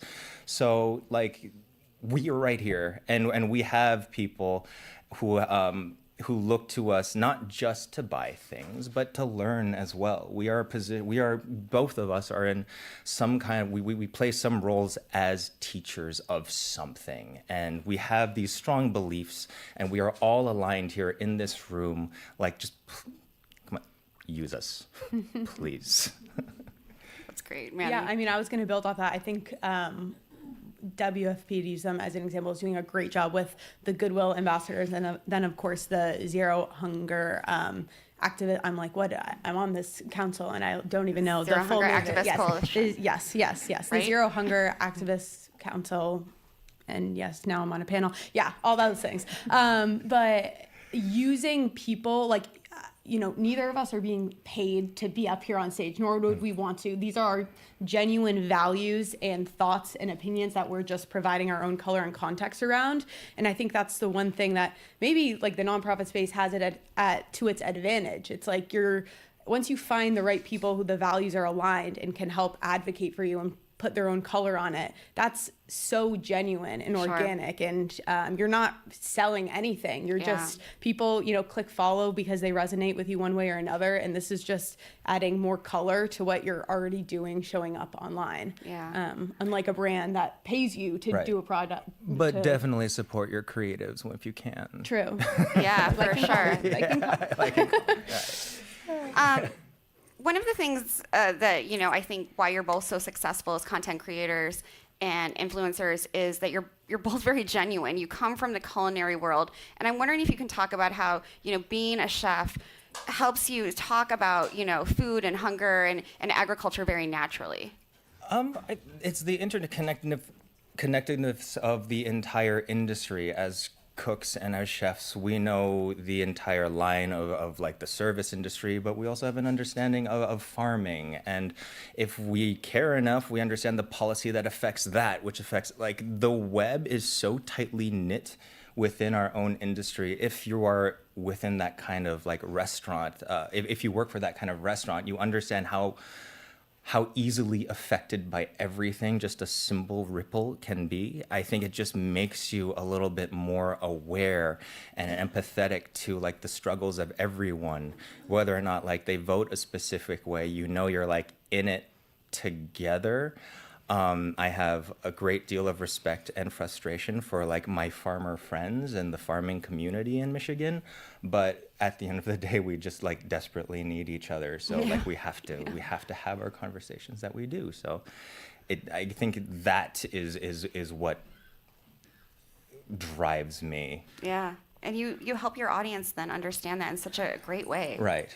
You sneak it in, I do. It's a lot easier to sneak it in as opposed to like preach. Yeah, you're not preaching. You're just, it's all very subtle. It's all very kind. I am very manipulative. I like it, Maddy. No, I think the interconnectedness of everything is spot on. I was sitting down this morning looking at, honestly, the Food Tank YouTube, looking at some of the other speakers and like jotting down some notes for things I wanted to keep in mind for today. But so much I think of being a chef is tied to kind of being sustainable. Like you want to use the entire leek that you buy from the farmer's market because you don't want any money to go to waste. So how are you going to use that like green top of the leek? And you get really like, and the other thing I was thinking about was how sustainability and creativity when it comes, or sustainability and food come together, it becomes very creative. Oftentimes my eyes will be bigger than my stomach when I go to the farmer's market and I'll come back with like,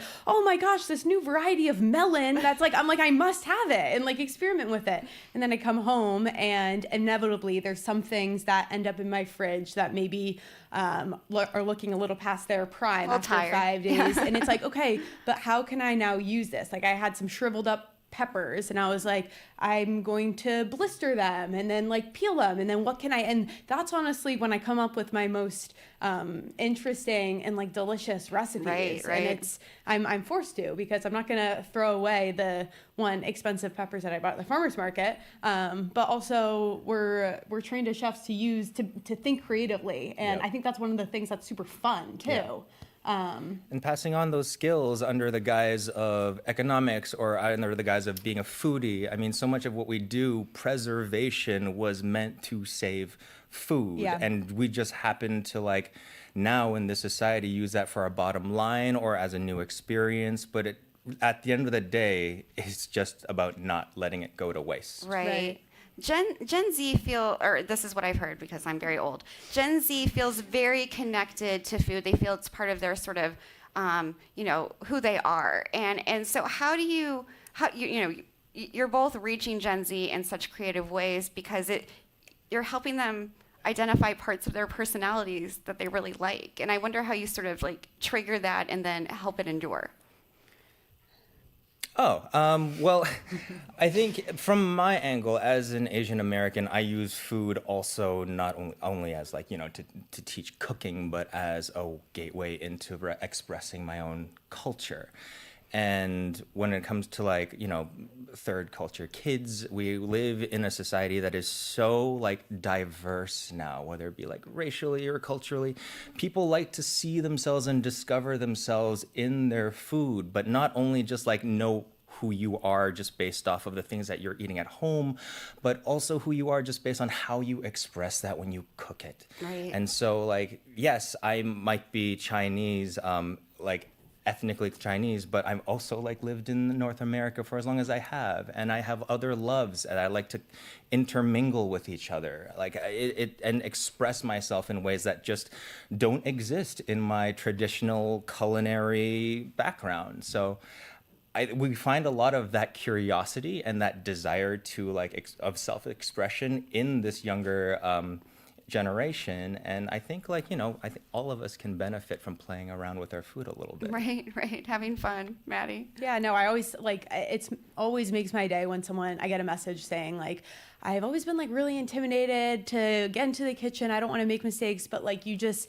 make it maybe not even seem easy, just like you make it seem fun and approachable. Right. And Creative. that's like, and creative. And I think that's kind of the heart of it all. Like when you're cooking in the kitchen, like it can be, it doesn't need to be just a means to an end of making a yummy dish. Of course, I hope that's the result, but it really is the whole process. It's sourcing the ingredients. Right. I love going to the farmer's market and browsing and seeing what's in season, even if it's literally like just to buy a singular apple. Like you don't need to be spending hundreds of dollars. Like browsing, it's one of my favorite things to do. It makes me so happy. And then maybe there's something that looks interesting and you give yourself a budget of like $5 and you're going to buy, like one squash you see. Sure. And then you experiment with it. And it's the whole process of cooking is what I find really fun. And I share all different parts of that online. And I hope, and I mean, I think it's been relatively successful so far. Relatively successful. Well, yeah, we'll see. But it's the best when people are like, I was scared and like you made it seem not so scary. Sure. That creativity that you're, expressing online gives them creativity, and it becomes this sort of it goes back and forth. What kinds of things, and we can end on this, what kinds of things have you learned from the people who engage with you? I mean, at least posting on the internet, I am always humbled because I'll make some killer recipe that I'm like, ooh, this is so interesting, really creative combination of flavors. I think the edit is really good, and it'll just be a complete flop. And then other times I'll wake up and I'll decide to put on my camera and just make soft scrambled eggs and put it over toast. And people are like, oh my gosh, soft scrambled eggs, wow. And I'm like, really? This is the one that I'm like, this took me 2 seconds and I looked horrible in that video. But it's you never quite know, I think, what's going to resonate with people. And I think it's the good and bad of never being able to crack the code and just motivation to put it all out there because you never know what's going to resonate with someone. I think I know we're talking about communicating with the younger generation, but I am solidly an elder millennial.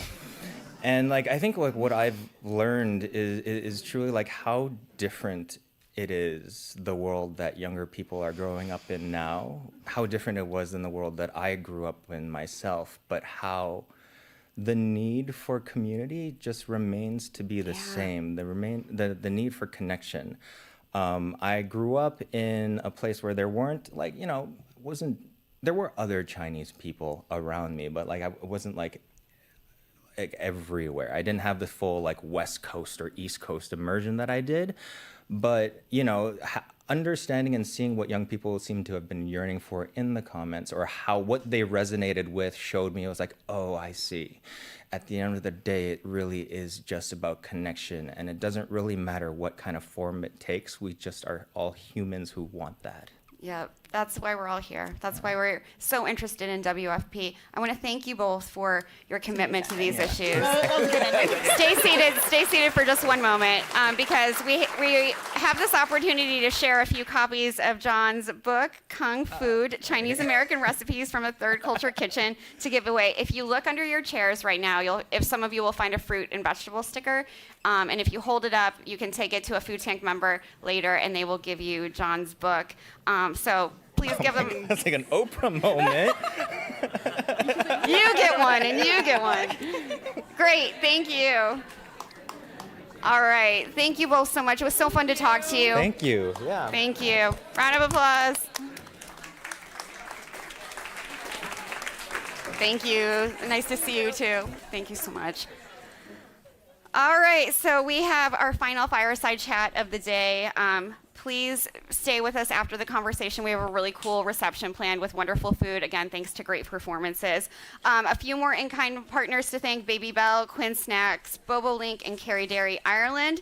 Now, please join me in welcoming award-winning chef, writer, director, producer, humanitarian, Andrew Zimmern. Give him a round of applause, please.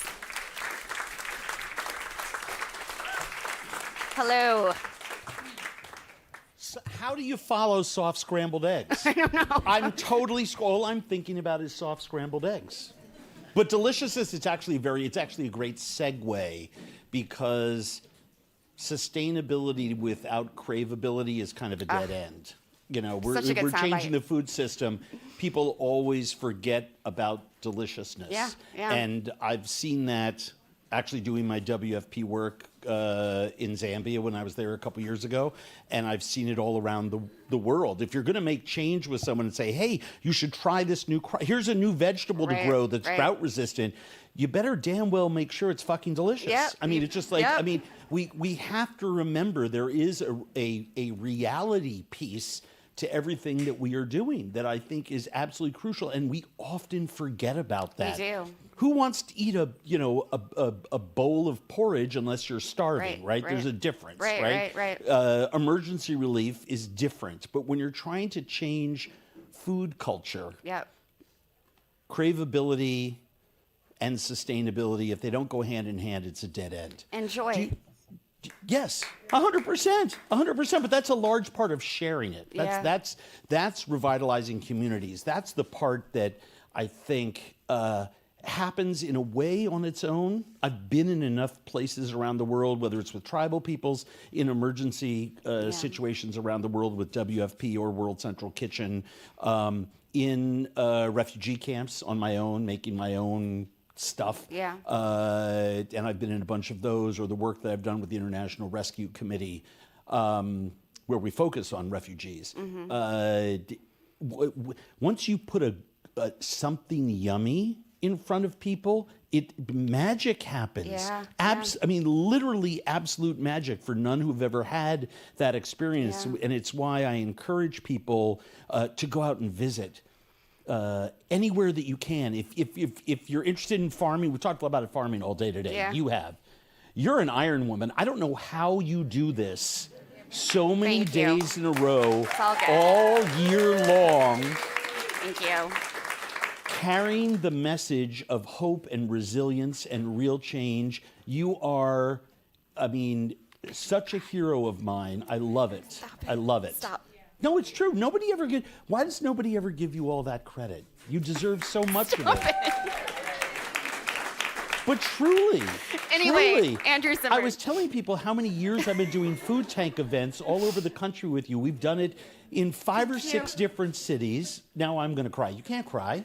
Don't cry. I'm a crier. I started off crying, now I'm ending crying. The work that you're doing, the body of work, is absolutely amazing, and I'm so grateful to you. But you know what I did as a present because I'm so grateful? I brought you a present. What'd you bring? What is one thing that always happens whenever we're talking? One of us is always injured. Because I talk too much. That has happened. We go long. We've both shown up at different events injured. I fell off the stage last night. Did you? Well, you know. Anyway, Probably because someone made you cry. But I always go long, and I always start riffing on something. And we start out. You want to talk about blue foods in Africa, and I wind up talking about whatever hydrology issues in Central America, and we just. We get totally distracted. So let's get back. I actually made some notes for good. you. You don't even need me to ask This questions. is my gift. Go. Anyway, thank you all for being here, and most importantly, thank you to the World Food Program and WFP USA, and to all the previous speakers. I've been here for most of the afternoon.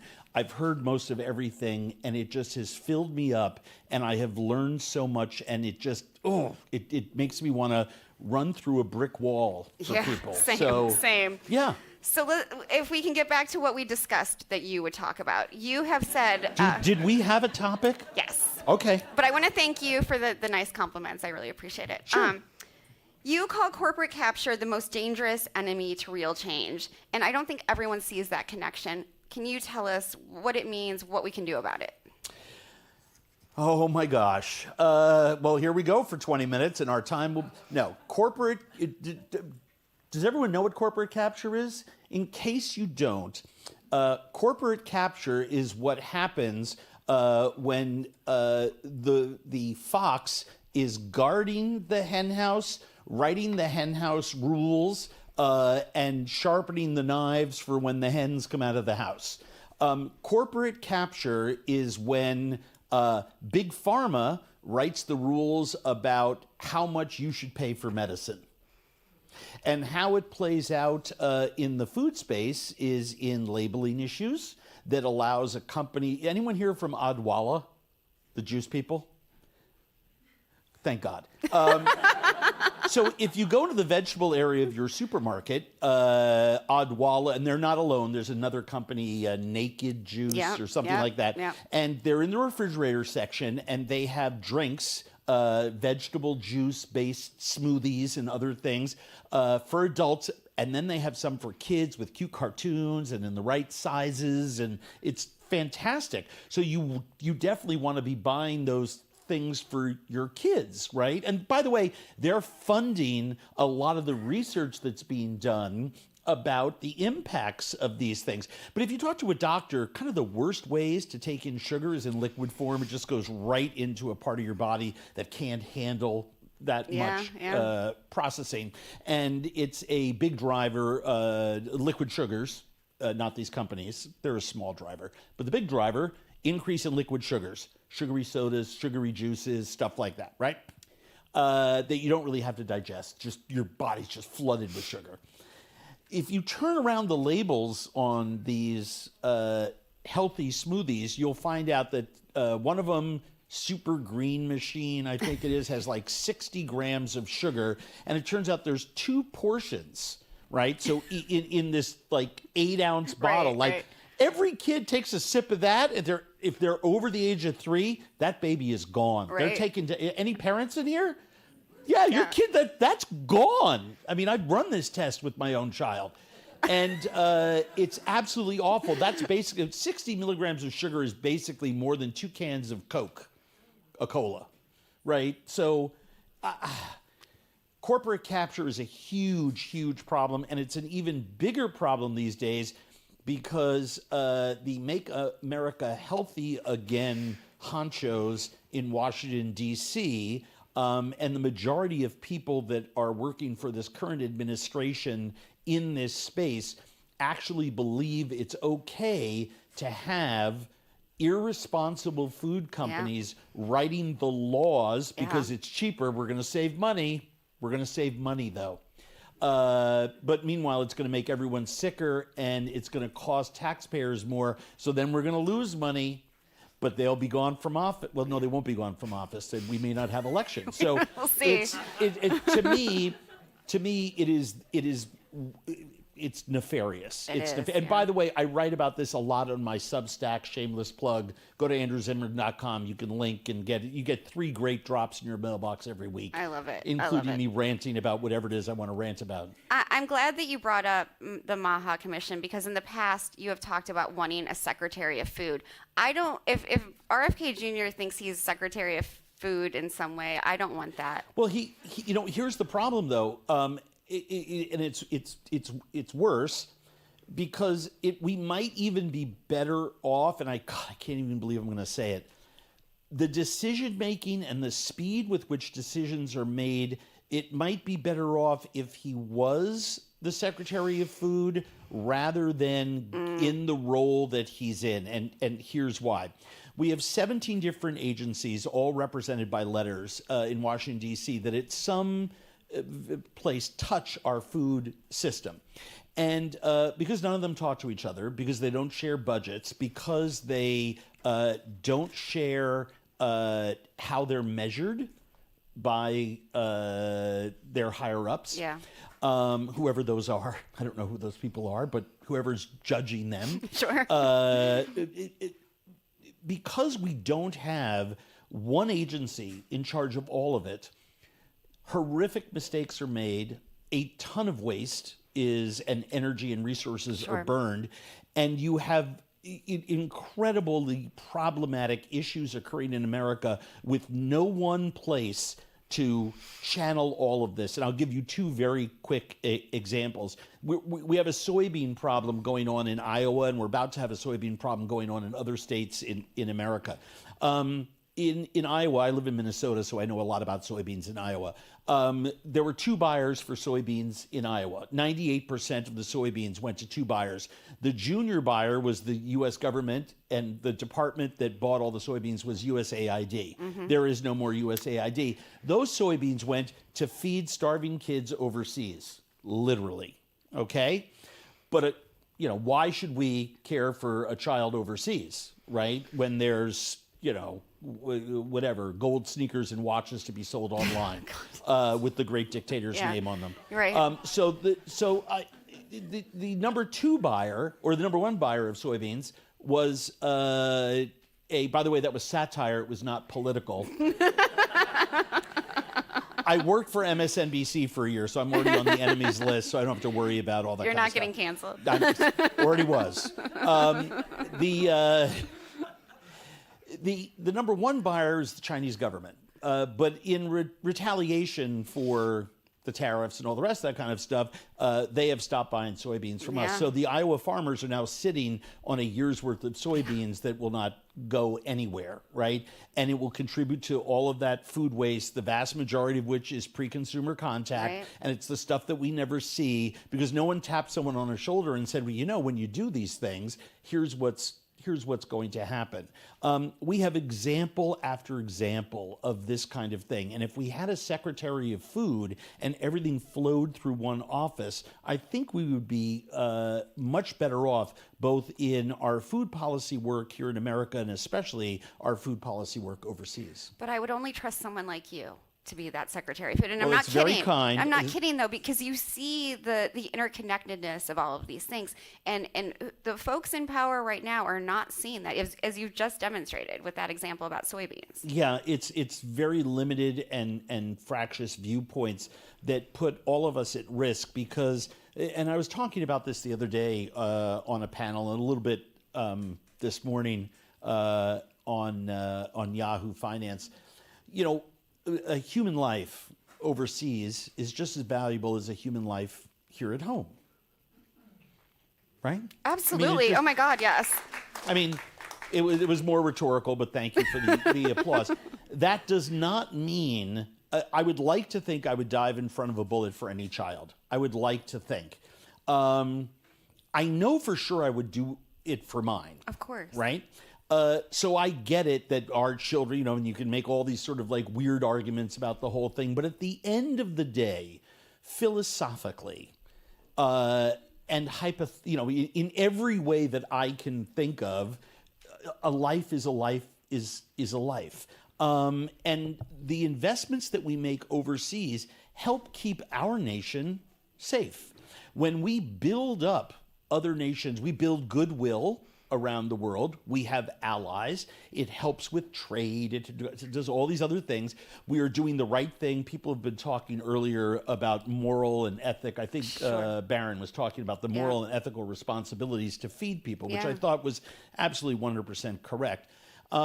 the moral and ethical responsibility to take care of other people on our planet is good international policy. It's good because it helps fight climate crisis. It's good because it helps promote education in those countries and jobs, and it helps build up that nation. Yeah. And if we can do it in those places where people are not eating, guess what? There will not be revolution. Because if you take away somebody's radio station, someone else will build one, and there'll be a lot of anger. But if you take away bread and beans, that is the stuff revolutions are made of. Yeah. Blood runs in the streets.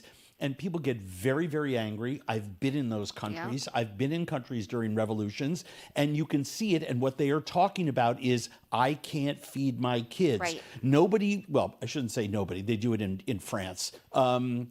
But you don't see in countries that I've been in, both in the Middle East and South America. I was in Venezuela during the revolution. I was in Syria shooting my Syria show when Assad started bombing his own people. I've been in a lot of these environments, and I will tell you, they're screaming at each other, I need to feed my family. They're not screaming, I don't want to pay 50% tax. The ministers are screaming that at each other, but human beings, they want to feed each other. Right. It's absolutely nuts.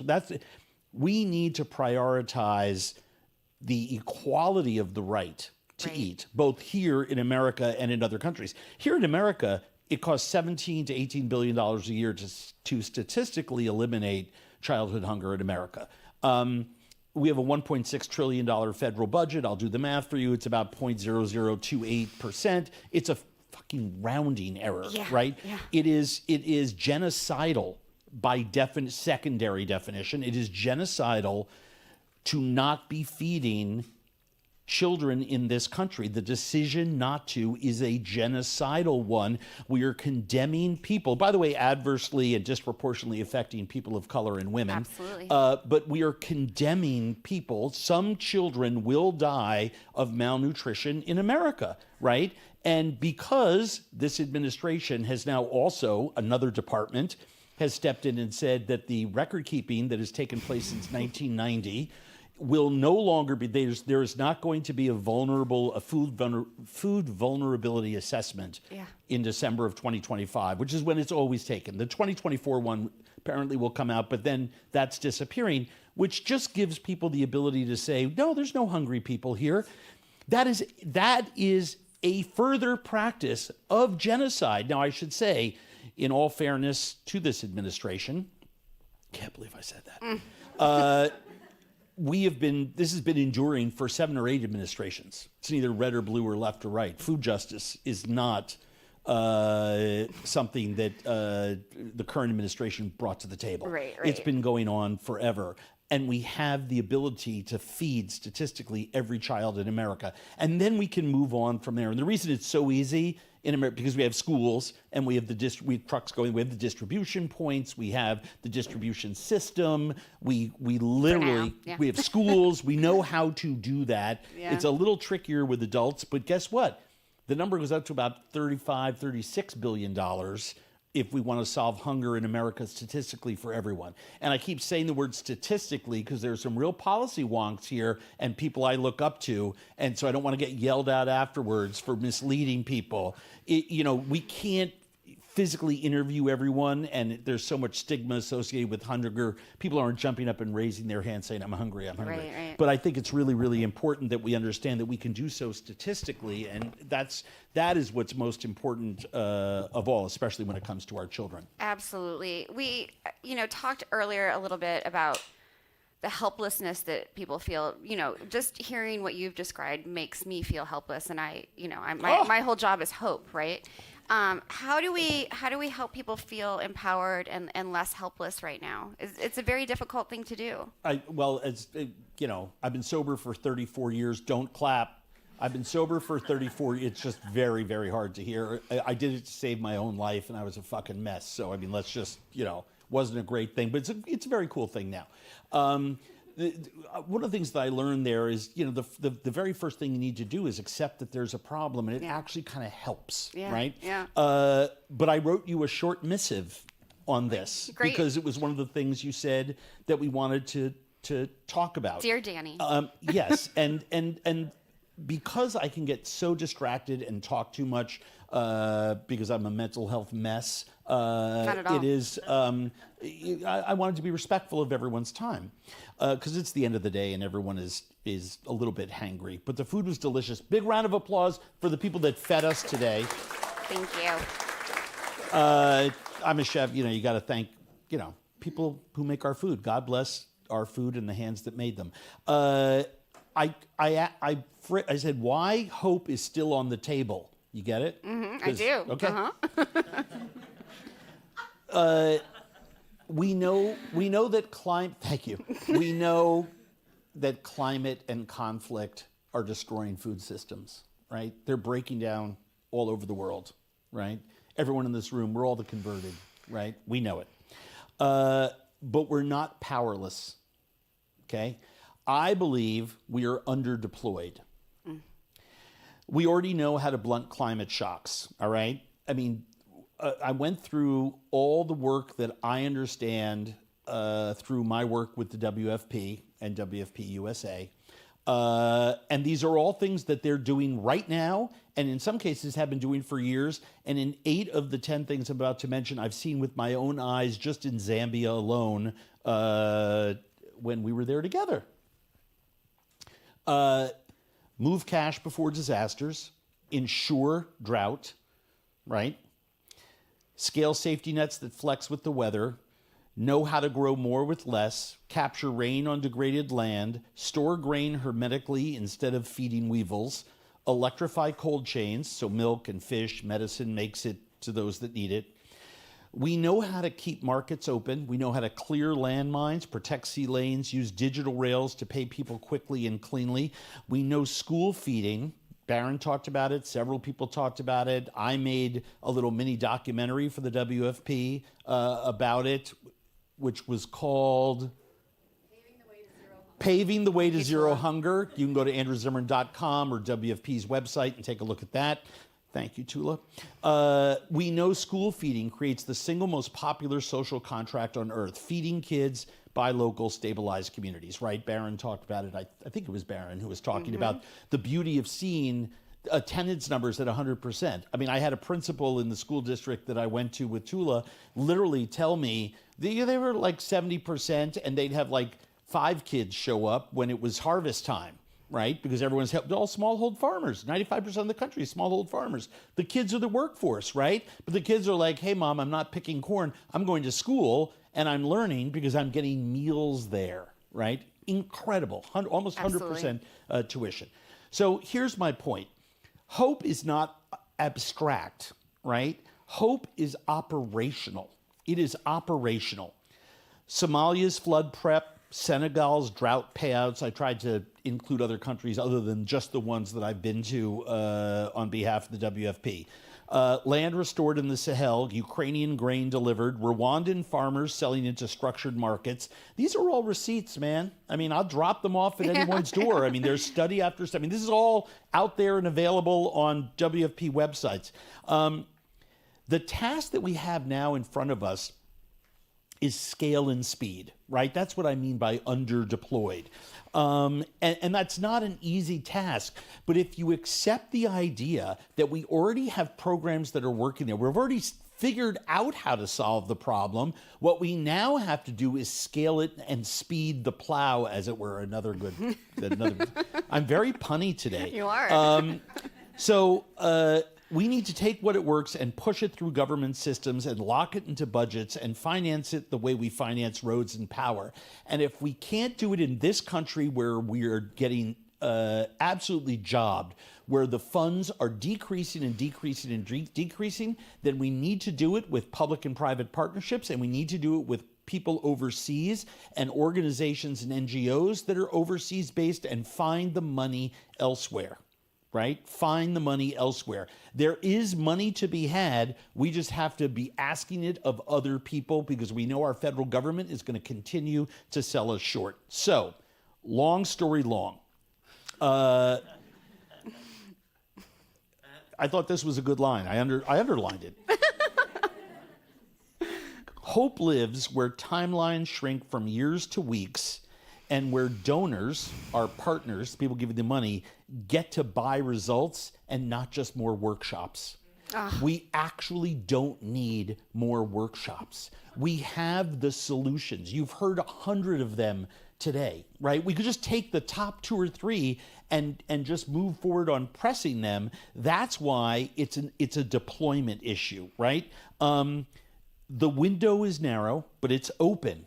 The window is open, and every season that we waste is a season that someone else goes hungry. So let's scale it, right, and deploy more, and let's not waste more time figuring out how to do it better, because perfection is the enemy of good, right? Absolutely. Let's be good. Let's be good. Yeah. Hope is operational. You heard it from Andrew Zimmern. Thank you so much. That was incredible. Thank you. Thank you. You can stay with me while I thank everyone if you want. Thanks to all of our partners. Thanks to WFP USA. I can't thank you enough for this partnership. It means so much to Bernie and me, so thank you for the work that you do. I'm going to cry again. Another thanks to WNYC, our host. They're incredible as well. Please give them a round of applause. Andrew did this, but thanks to great performances, our catering folks, they have nourished us all day long. Give them a round of applause. And you're going to have a fantastic reception with really delicious food. Thanks to Arva for making the reception possible, and thanks to the entire Food Tank team. I will cry if I say all your names right now, so I'm not going to, but thank you. You were all incredible, and thanks to our volunteers. Thank you to everyone who joined online today. I know you've stuck with us all day long, so I appreciate it. And thank you to all of you who joined us in person. I really, really appreciate it. Have a great evening. Thank you. Give yourselves a round of applause. Thanks. That was incredible.